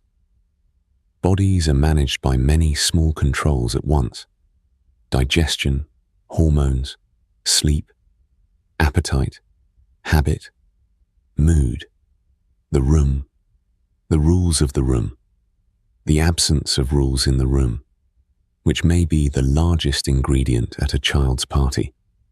Context does an enormous amount of work. Take the same child and place them in a quiet kitchen at 4:10 on a Tuesday afternoon, with one biscuit on a saucer and a parent folding laundry nearby. Then place that child in a community hall with balloons bumping the ceiling tiles. 6 other children yelling near the folding chairs. A pile of presents in shiny paper. And an adult saying that everyone will soon play a game involving running. The sugar bowl has not changed enough to explain the whole difference. the social weather has. This is where the myth becomes useful, even when the mechanism is weak. Sugar is an easy suspect. It leaves evidence: sticky fingers, blue tongues, wrappers under the sofa, the faint smell of vanilla frosting warming under fluorescent lights. Excitement leaves less tidy evidence. So does anticipation. So does the strange pressure of being 8 years old and surrounded by other 8-year-olds who have all been told the party ends at 3. A famous line of research on expectation makes the story even more human. In some studies, parents who were told their children had consumed sugar rated them as more hyperactive, even when the children had not actually been given sugar. The parent was not lying. That matters. Expectation can change what we notice. If you are waiting for restlessness, every chair scrape becomes a symptom. A normal shout becomes proof. A child standing on one foot while explaining something very important about a balloon becomes somehow chemistry. The mind is a careful observer and also a terrible clerk. It files things where they seem to belong. School rules and parenting advice help the myth settle into daily life. No sweets before class. No candy at bedtime. No cupcakes because the children will be impossible afterward. Some of these rules may have perfectly practical reasons. Sticky desks are real. Dental concerns are real. A classroom with 30 children and a bag of lollipops becomes a small administrative problem, with wrappers, arguments about flavors, and one child who saves the candy in a pocket until it melts into the lining. I have sympathy for any teacher who prevents that outcome. A rule can be sensible for cleanup, fairness, timing, or nutrition, while the old sugar rush explanation quietly does more storytelling than evidence can support. That is one of the soft traps in everyday myth. A claim may be wrong in its strongest form and still attached to a useful habit. Then nobody wants to pull it apart because the habit is doing work. Sugar makes children hyper is simpler than saying, large portions of sweets often appear in loud social settings where children are already excited, under-rested, rewarded, watched, and lightly overstimulated. The second sentence is more accurate. It is also useless on a refrigerator magnet. The studies do have limits. They cannot capture every kitchen, every child, every birthday, every school assembly with orange drink in paper cups. Some children may react differently to foods for reasons specific to them, and families sometimes notice patterns that deserve careful attention. The broad claim, though, the one repeated as if it were a law of nature, has not held up well under controlled testing. The evidence points toward expectation and environment as stronger explanations for the classic party table chaos. There is a small philosophical embarrassment here. Adults often want children's behavior to have one cause, preferably one that can be removed from the grocery list. It is tiring to admit that behavior is usually a system. A child is hungry, then sugared, then praised, then crowded, then asked to sit still, then given a noisemaker in a party bag. Somewhere in that chain, an adult points at the cupcake. I understand the impulse. The cupcake is visible. Systems are not. And the cupcake, to be fair, looks guilty. It sits there with its paper ridges and thick cap of icing, bright as a warning label. A chocolate sprinkle clings to the plate. Someone's thumb has left a dent in the frosting. Across the table, The candy bowl has thinned out into loose wrappers, and the unpopular flavors, usually something yellow or oddly medicinal. The room smells faintly of sugar, cardboard, and warm plastic from the tablecloth. It would be strange if we did not connect that sensory evidence to the noise around it, but the noise may have arrived first. The child may have been excited when the invitation came home in a backpack, excited while choosing a shirt, excited in the car, excited before the cake was even sliced. By the time the sweets appear, they are part of a ritual already in motion. Candles, songs, clapping, games, permission to shout indoors. Adults smiling at behavior they would normally correct. Sugar becomes the emblem of the event and then gets blamed for the event. That may be the most useful way to remember this myth. It is less a story about candy than a story about misplaced certainty. We notice the object we can hold. We miss the atmosphere we helped create. After the candy has been swept into the bin and the last paper plate has folded under its own damp weight, the room often becomes ordinary very quickly. The gym floor is just a floor again. The balloons drag their ribbons along the wall. A lone wrapper, overlooked under a chair leg, gives one final crinkle when someone steps near it. And perhaps that is where the myth keeps living. In the small space between what happened, what we expected to happen, and the bright little wrapper left behind as evidence. A practical way into Hair of the Dog, Hangover cures is through the detail of morning sunlight on a cluttered nightstand, empty glass beside a bottle. In plain terms, we are talking about the idea of does more alcohol really ease a hangover? The useful pressure is no evidence supports this remedy. It may delay symptoms. That small detail gives the larger idea something solid to rest on. A glass of water beside a half-eaten piece of toast has a particular honesty to it. The water is usually warm by morning. The toast has gone slightly leathery at the edges.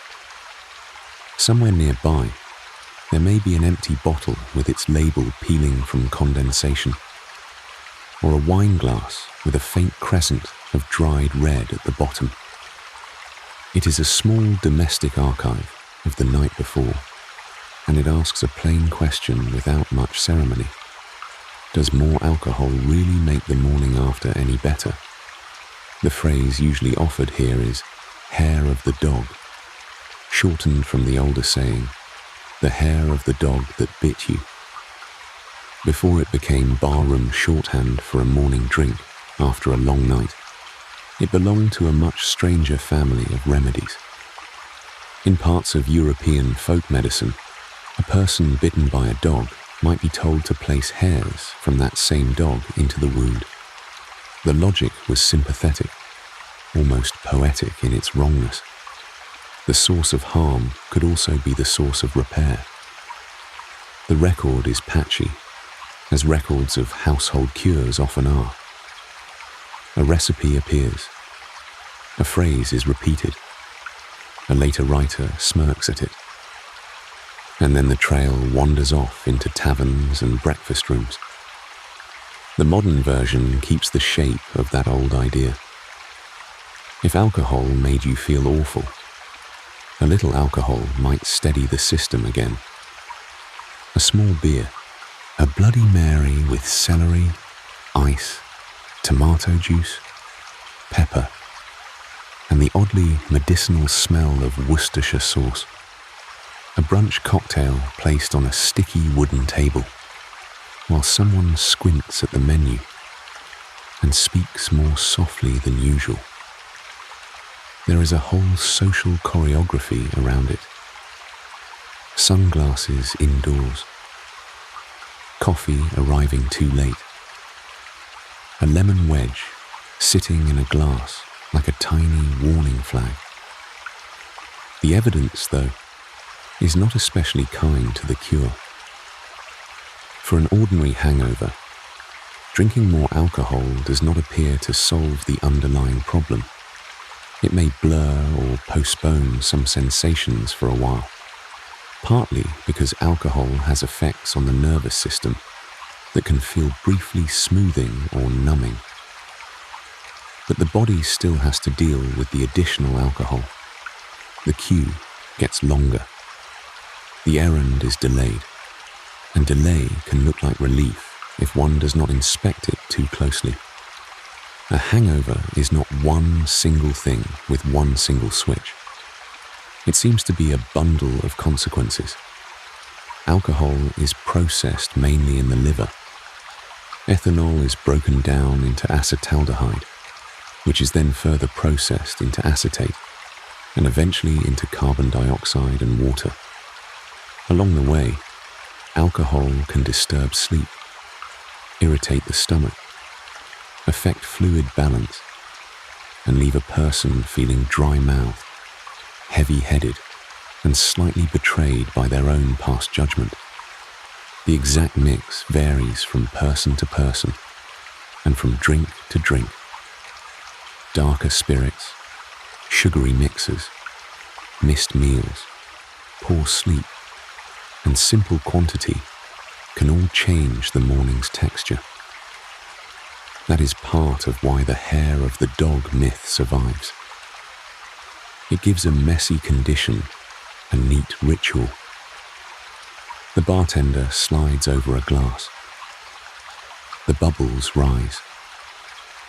The person performs the cure. It has structure. It has folklore.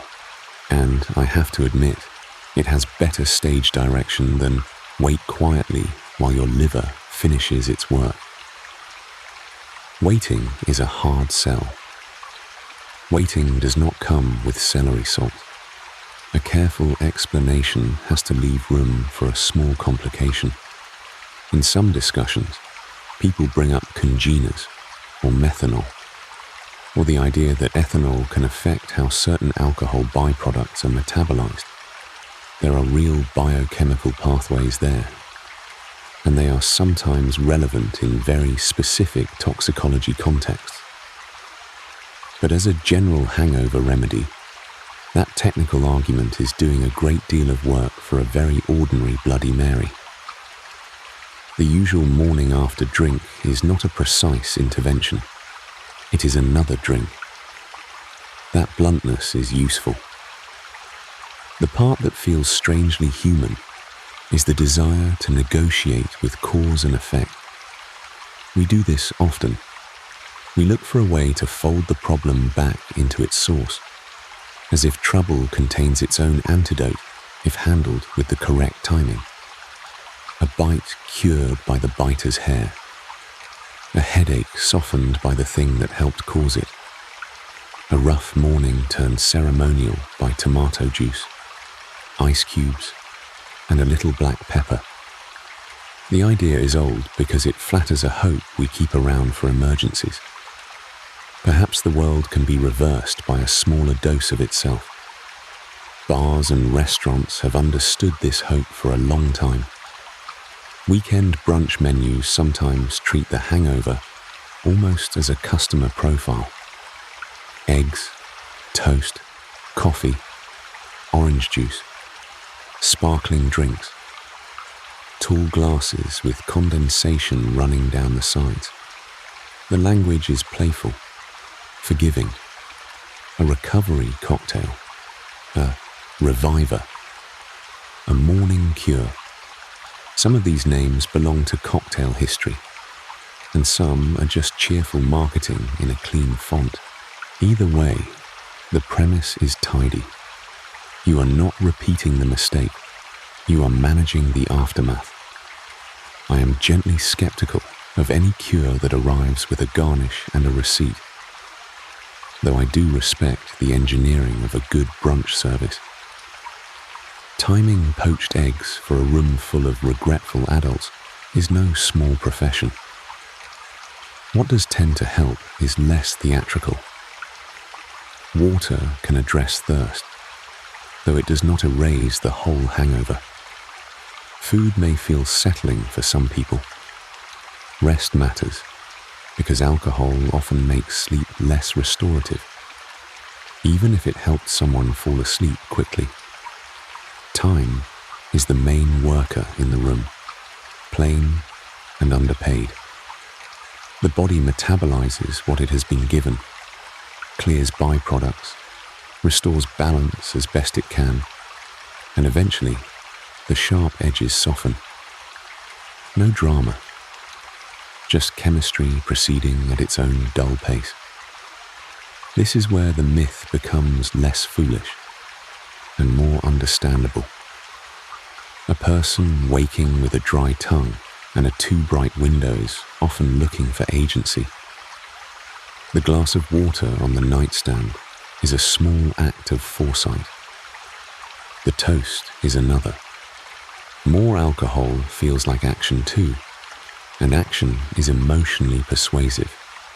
The trouble is that not all actions point in the same direction. Some simply move the discomfort to a later hour, where it waits with its coat still on. The surviving folklore does not tell us exactly when the dog bite remedy became the drinking remedy. Language often changes in kitchens, inns, barracks, ships, and taverns before anyone writes it down neatly.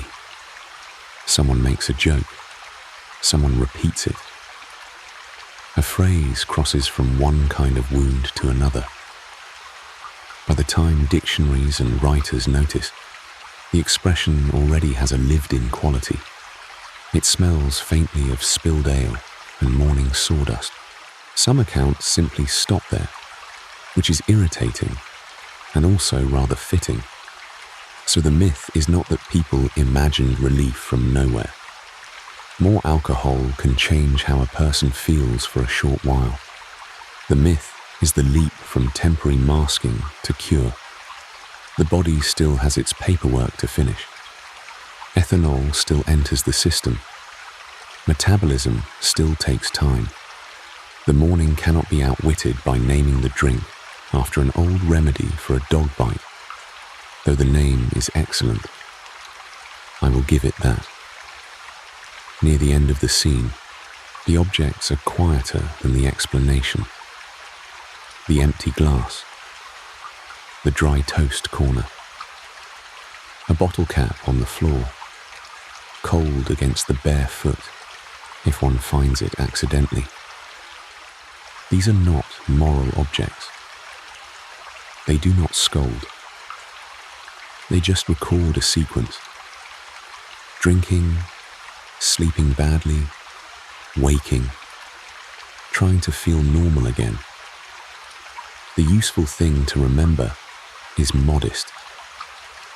A hangover is usually something the body gets through, rather than a puzzle solved by adding more of the original substance. And yet, the old phrase lingers because it carries a small, crooked comfort. The thing that bit you might also know the way back. Most evidence says, in this case, it does not. Still, the saying remains on menus, in jokes, in half-whispered morning plans, like a folk remedy leaning against a bar rail after closing time.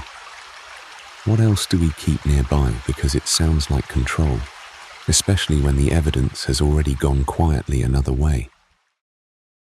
A practical way into tooth worms and cavity tails is through a yellowed dental diagram showing exaggerated tooth decay. In plain terms, the question is, where did the idea of worms in teeth originate? The useful pressure is microscopes disproved this in the 18th century. That small detail gives the larger idea something solid to rest on. On a yellow dental chart, the kind used in a classroom rather than a surgery, a molar is sliced open like a little stone house. Enamel outside, dentin beneath. a dark pit drawn into the crown. Someone has penciled an arrow beside the spot and written simply, "Caries." The mark is practical and almost bored. Yet for a very long time, that dark pit was explained with a livelier resident, a worm inside the tooth, chewing patiently where no one could see. That old idea has a surprisingly long paper trail. In Mesopotamian cuneiform texts, an incantation known to scholars as the tooth worm story describes a worm asking for a place to live and being given the tooth. Later, medical writings in parts of Europe, the Middle East, and Asia also mention worms as a cause of toothache or decay. The details shift from place to place, and the surviving records are patchy, as they usually are when ordinary pain meets old household medicine. Still, the shape of the belief is steady. A small hidden creature was blamed for a small hidden hole. There is a reason the explanation lasted. Tooth decay feels as if something is working from within. A tooth looks hard and sealed, like ivory or polished bone. And then one day, it has a dark opening, a sour taste, a tenderness when cold water touches it. The pain can pulse. It can arrive at night. It can seem to move. A worm is a poor scientific answer, but as a description of the sensation, it has a grim little accuracy. The body invents metaphors before it has laboratories. Some old remedies make more sense once we see that premise. If a worm is living in the tooth, then treatment becomes a matter of driving it out, suffocating it, coaxing it, or killing it. Historical remedies included fumigation, herbal mixtures, charms, and procedures that now read like attempts to negotiate with a tiny tenant. Henbane seeds were sometimes burned, so smoke could be directed toward the aching tooth. The seeds can crack and curl in the heat, and people sometimes took the little fragments as visible worms leaving the mouth. I find that detail difficult to forget. It is theatrical in exactly the way a desperate remedy wants to be theatrical. You hurt, the smoke rises, something appears. The story completes itself. A soft, skeptical take is useful here. People in the past were not foolish because they believed in toothworms. They were working with pain, limited instruments, and a world full of real parasites. Worms in fruit, grain, meat, soil, animals, and human bodies were familiar facts. If holes appeared in apples and wood because small creatures had been there, a hole in a tooth could be fitted into the same pattern. The mistake was understandable. The confidence was the problem. Confidence usually arrives before the microscope does. The microscope changed the story, though not in one clean, heroic moment. In the late 17th century, Antonia van Leeuwenhoek scraped material from teeth and looked at it through his single-lens microscopes.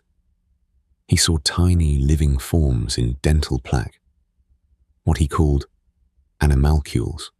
That discovery did not instantly create modern dentistry, and it certainly did not hand everyone a neat answer by breakfast. Still, it shifted the scale of the question. The mouth was full of life, but not in the shape people had imagined. No large toothworm appeared, coiled inside the cavity like a culprit in a cupboard. By the 18th century, dental writers were increasingly doubtful of the worm explanation. Pierre Fauchard, the French surgeon-dentist whose 1728 book, Le Chirurgien Dentiste, helped organize dentistry as a profession, rejected the toothworm as a cause of decay. That matters because Fauchard was not simply scoffing from a distance.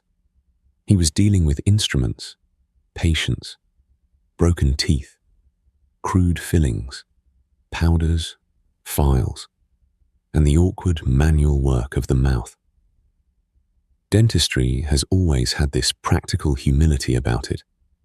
A theory eventually has to fit under someone's cheek with a metal tool and a very small mirror.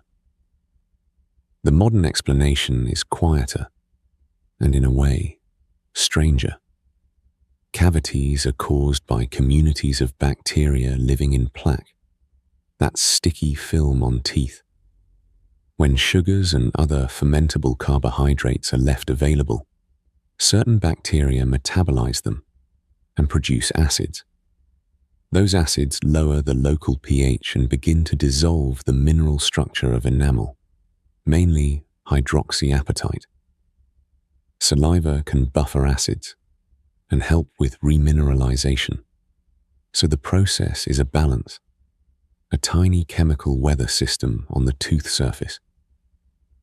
Input: food residue and bacteria.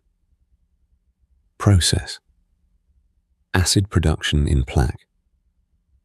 Output: mineral loss, then a cavity if the loss continues. No worm needed. Just chemistry with tenants. The odd part is that microscopy did not make the world less alive. It made it more crowded. The old myth imagined one visible-sized creature tunneling through a tooth. The evidence pointed instead toward many organisms, too small to see without glass, making acids as part of their ordinary living. That is a humbling correction. The mouth is not empty between meals. It is a damp little landscape with enamel cliffs, saliva tides, bacterial neighborhoods, and the occasional unfortunate raisin lodged where it has no business remaining. A raisin is very good at becoming a problem. Sticky, sweet, persistent. A nuisance with excellent manners.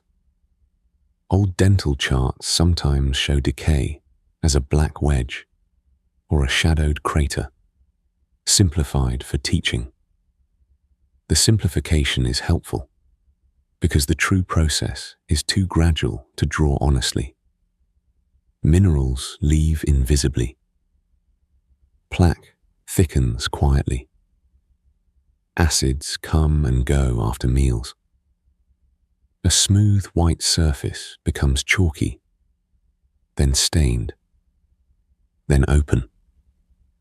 The worm myth gave people an actor, a thing to blame.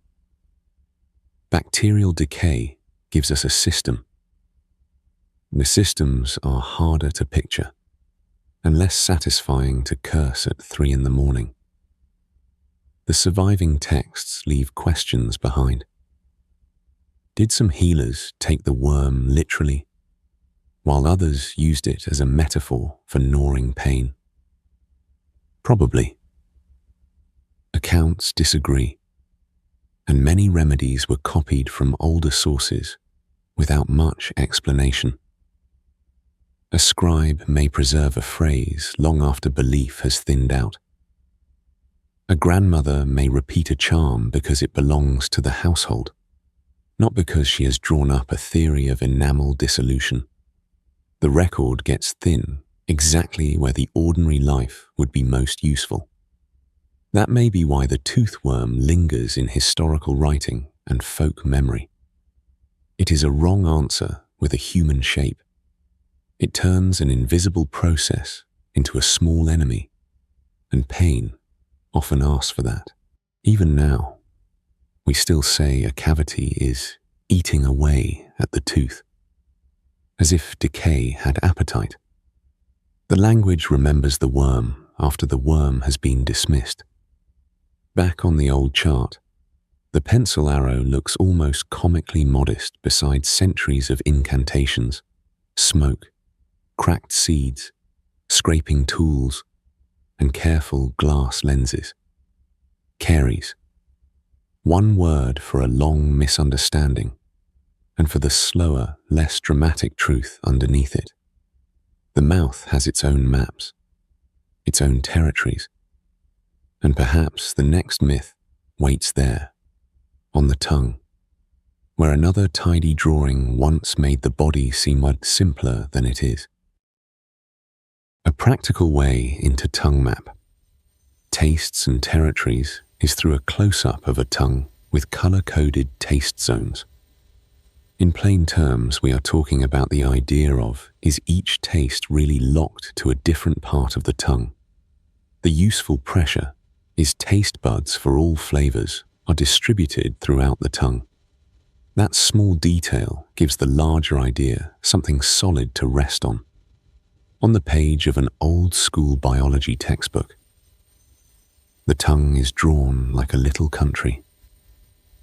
The tip is shaded for sweet. The sides carry sour and salty in tidy strips. Bitter sits at the back, almost like a warning post near the throat. The paper has that dry, chalky feel older textbooks get, and the colored ink has faded into polite pinks and yellows. It looks sensible. Too sensible, maybe. A map with borders always gives the eye somewhere to rest. The odd thing is that this map has survived because it is so easy to teach. A child can copy it into a notebook with 4 crayons. A teacher can point to the tip of the tongue and say sweet without having to talk about receptor cells, nerve pathways, saliva, smell, temperature, texture, and the small betrayals of experimental method. The diagram is wrong in the particular way that educational diagrams often become wrong. It began as a simplification, then stiffened into a fact. The familiar tongue map claims that sweet, sour, salty, and bitter are each locked to a different region. If you have seen it once, it tends to stay in memory. Sweet belongs at the front. Bitter belongs at the back. Sour along the sides. Salty just behind the tip, in a neat little band.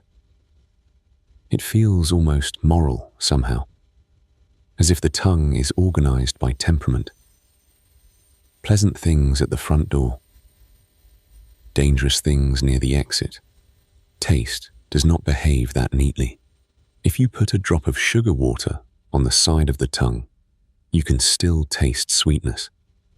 If a little salt touches the tip, the salt does not wait politely for its assigned district. A bitter compound can be detected in more than one place, though some areas may be more sensitive than others. The tongue is not a color-coded map. It is more like a damp, living field of overlapping instruments, each one slightly uneven, all of them working in the warm, practical mess of the mouth. A calmer diagram would be less pretty. It would show small bumps called papillae, with taste buds tucked into some of them, like tiny sensors in folded tissue. Fungiform papillae are scattered mostly toward the front. Foliate papillae sit along the sides. Circumvallate papillae form a row toward the back, larger and less decorative, like little round guardhouses. Taste buds contain receptor cells, and those cells send information through nerves toward the brain. Input, contact, chemical binding, signal, interpretation. A modest system, wet and electrical. The limitation is important. Different regions of the tongue can vary in sensitivity. That part is real. Some areas may detect certain tastes at lower concentrations. But a lower threshold is not a private kingdom. It means one area may notice a small amount sooner, the way one person in a quiet room hears the refrigerator click on before anyone else does. The refrigerator is still audible to the room. This is where the myth's ancestry becomes interesting and a little unfair. The tongue map is often traced back to a 1901 German paper by D.P. Hainig, who studied taste sensitivity across the tongue. He was not, as far as the surviving story suggests, trying to draw a schoolroom map of sealed taste territories.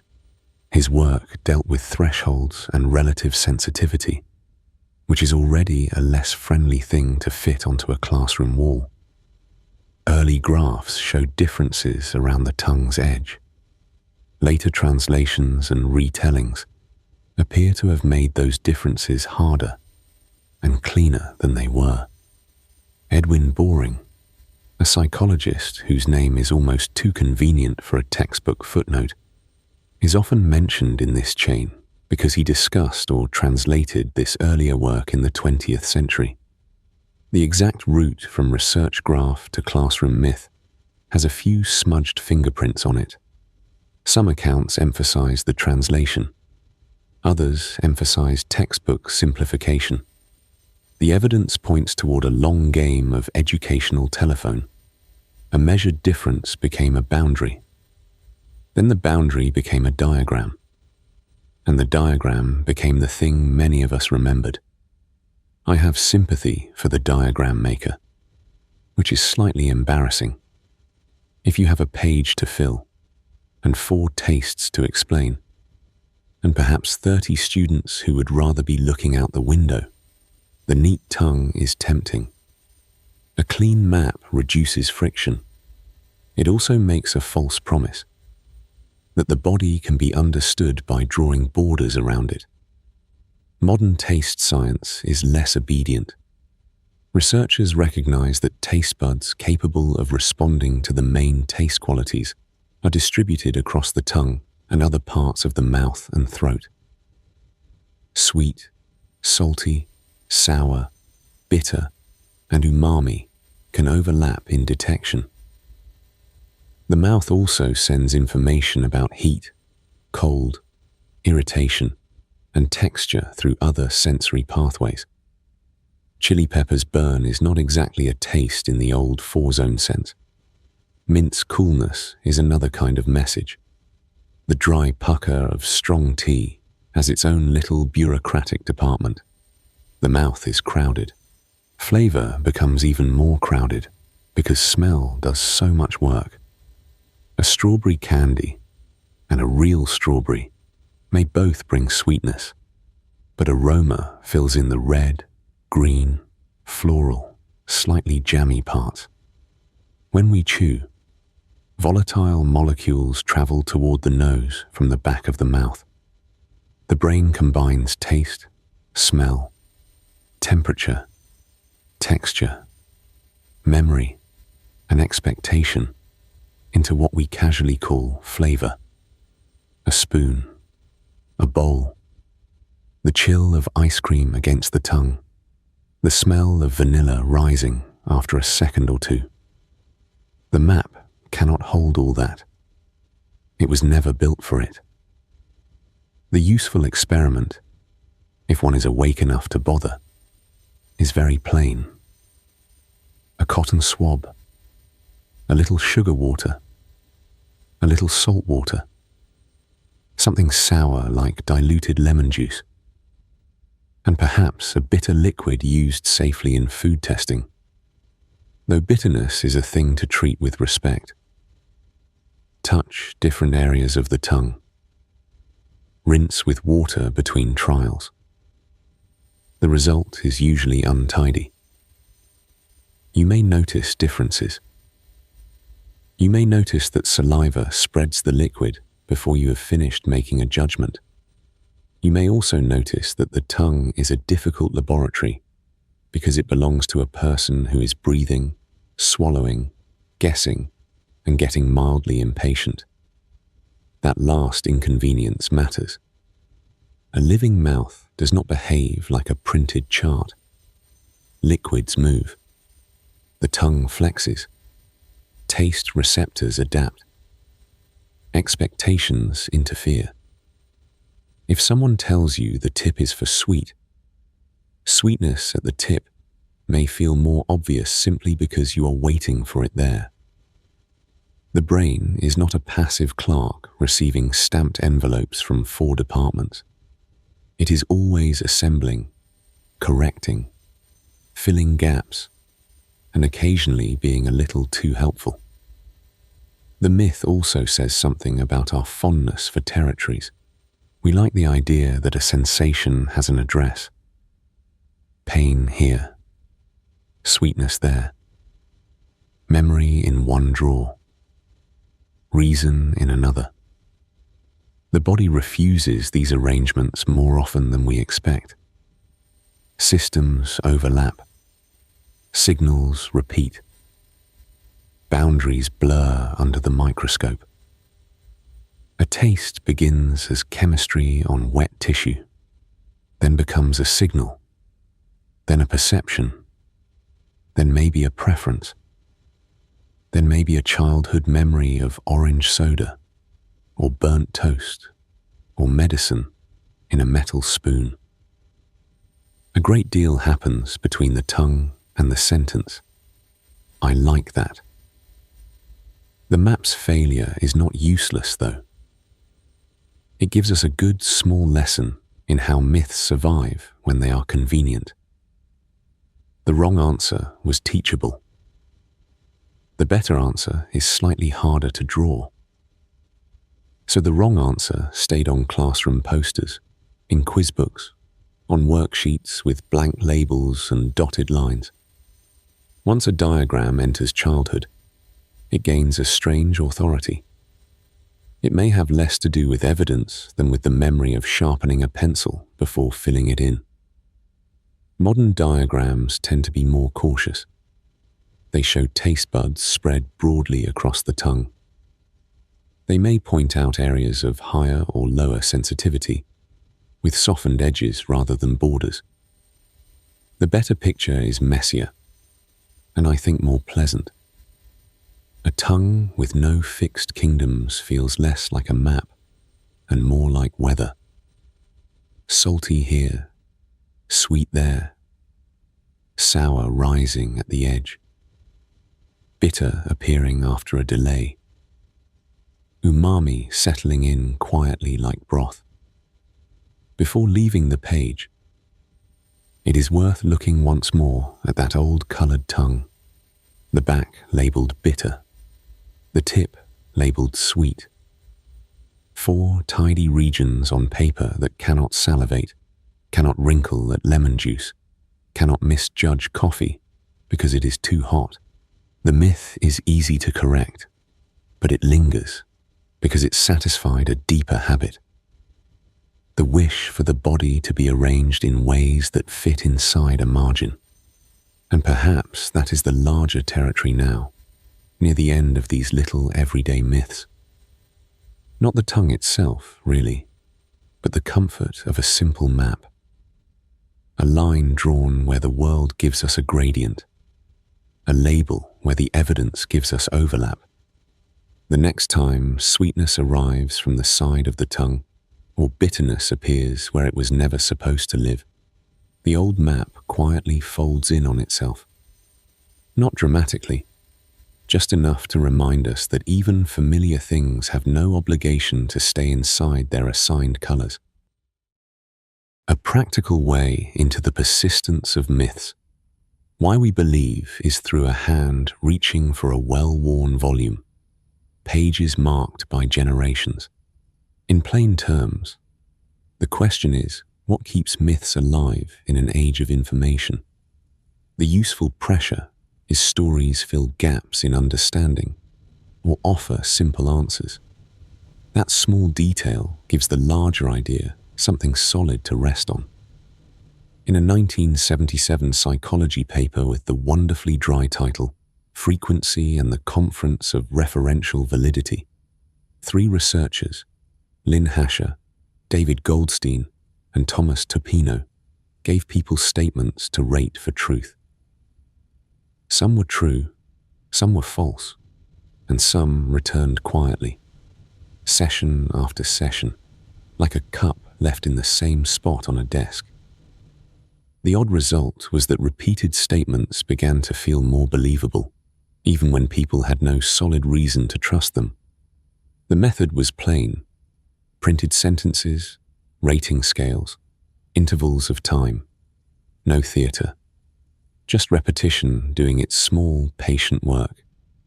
That experiment is often linked to what psychologists call the illusory truth effect. I like the bluntness of that phrase. It sounds almost too tidy, and perhaps it is, but it points towards something many of us recognize before we have language for it. A sentence heard often can acquire a kind of smoothness. The mind handles it more easily the next time. Familiarity can be mistaken for reliability, the way a familiar road feels safer at night, even if the potholes are still there. Across these small everyday myths, we have been looking at claims that survive in kitchens, classrooms, bathrooms, playgrounds, and waiting rooms. The specific facts differ. The shape is often the same. A simple rule gets repeated because it is portable. It fits into one breath. It can be handed to a child while tying a shoe, or to a friend while rinsing a glass, or to oneself while making a slightly questionable decision over the sink. A good myth usually has a handle. That may be the most practical thing about it. The world is full of processes too tiny, too slow, or too conditional to see clearly. Bacteria do not announce themselves. Memory does not show its wiring. Weather, nutrition, electricity, infection, and habit all have hidden parts. A compact story lets the mind pick the whole thing up. It may be wrong or only half useful, but it is easy to carry. The persistence of myths is not only a failure of intelligence. That explanation is tempting, and I distrust it a little. It is too flattering to the person doing the explaining. Most people are not walking around trying to be mistaken. They are tired, busy, loyal to people they trust, and interested in answers that can be used before dinner gets cold. A myth often arrives with a human voice attached to it. A parent, a teacher, an older cousin, a coach, a doctor from long ago, a neighbor with absolute confidence and a very specific kitchen towel. The source matters because belief is social. We borrow certainty the way we borrow tools. If a claim comes from someone who once helped us, protected us, or simply sounded calm while saying it, the claim may keep a little of that authority. Later, when a correction appears in a neat article or a medical handout, it has to compete with memory, tone, and affection. The correction may be better evidence.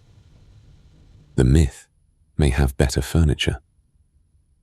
There is another mechanism, and it is almost embarrassingly simple. Myths save effort. A rule like, always do this, or never do that, removes the awkward middle space where conditions matter. Human beings do not always enjoy conditional thinking. It is useful, yes, but it makes poor conversation. It depends, is accurate, and mildly irritating. It asks for context, temperature, surface material, dose, age, timing, individual differences, and sometimes a small chart.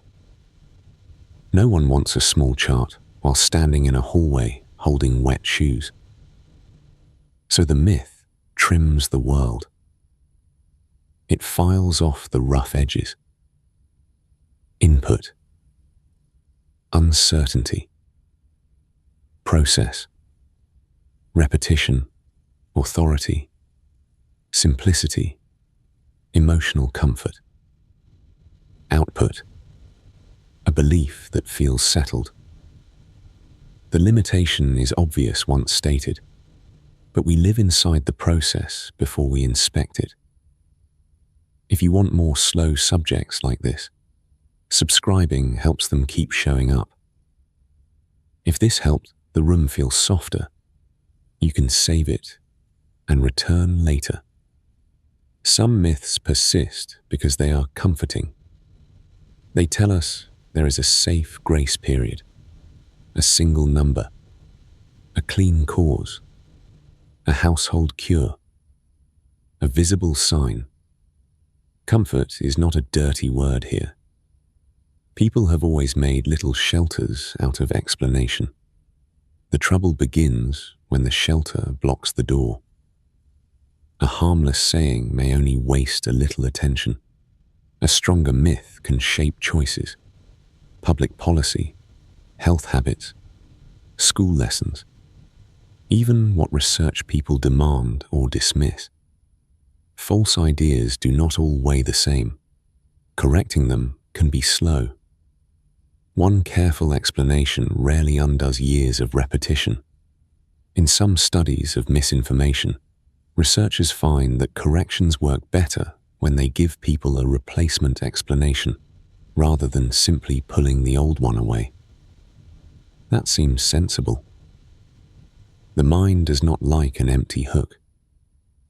If a story has been hanging there for years, something has to take its place, preferably something sturdy enough to remember. Still, the evidence has limits. We cannot trace every household saying back to its first mouth. Many common myths seem to have regional versions, schoolyard versions, newspaper versions, and medical advice versions, all slightly different. The record gets thin exactly where it would be most charming to have it. The first person who said the thing with confidence, perhaps while buttering toast or folding a newspaper. Some accounts simply stop there. Folklore is often a fog with fingerprints. A useful skepticism, then, has to be more patient than smug. It asks where the claim came from, what would change our minds, and whether the explanation has become too easy. It does not require us to sneer at the people who believed it. I have a soft spot for old wrong rules, especially the domestic ones, because they often contain a practical wish. Keep the child safe. Make the body understandable. Put weather into a pattern. Give the kitchen floor a tiny legal system. The odd thing is that debunking a myth can sometimes make it feel more present for a while.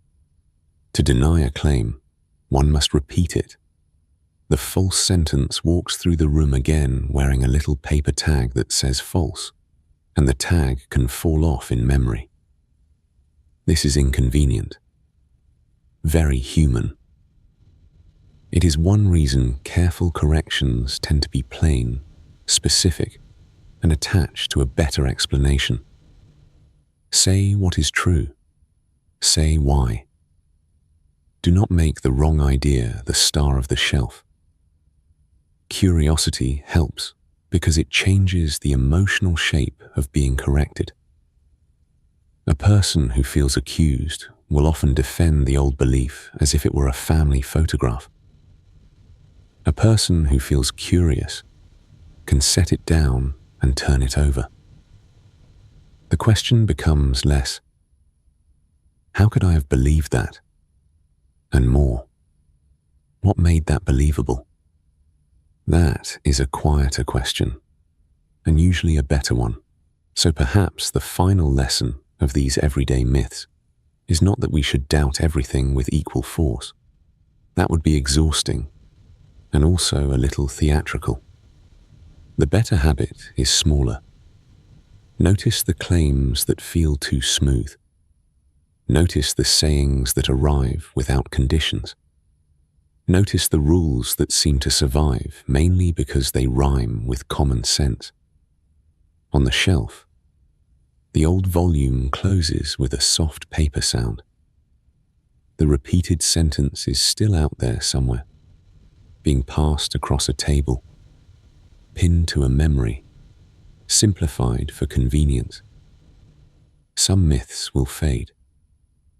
Some will change clothes. A few will wait patiently for another generation to pick them up.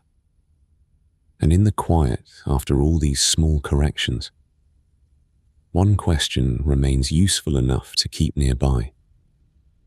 What else do we quietly believe? Just because it feels true.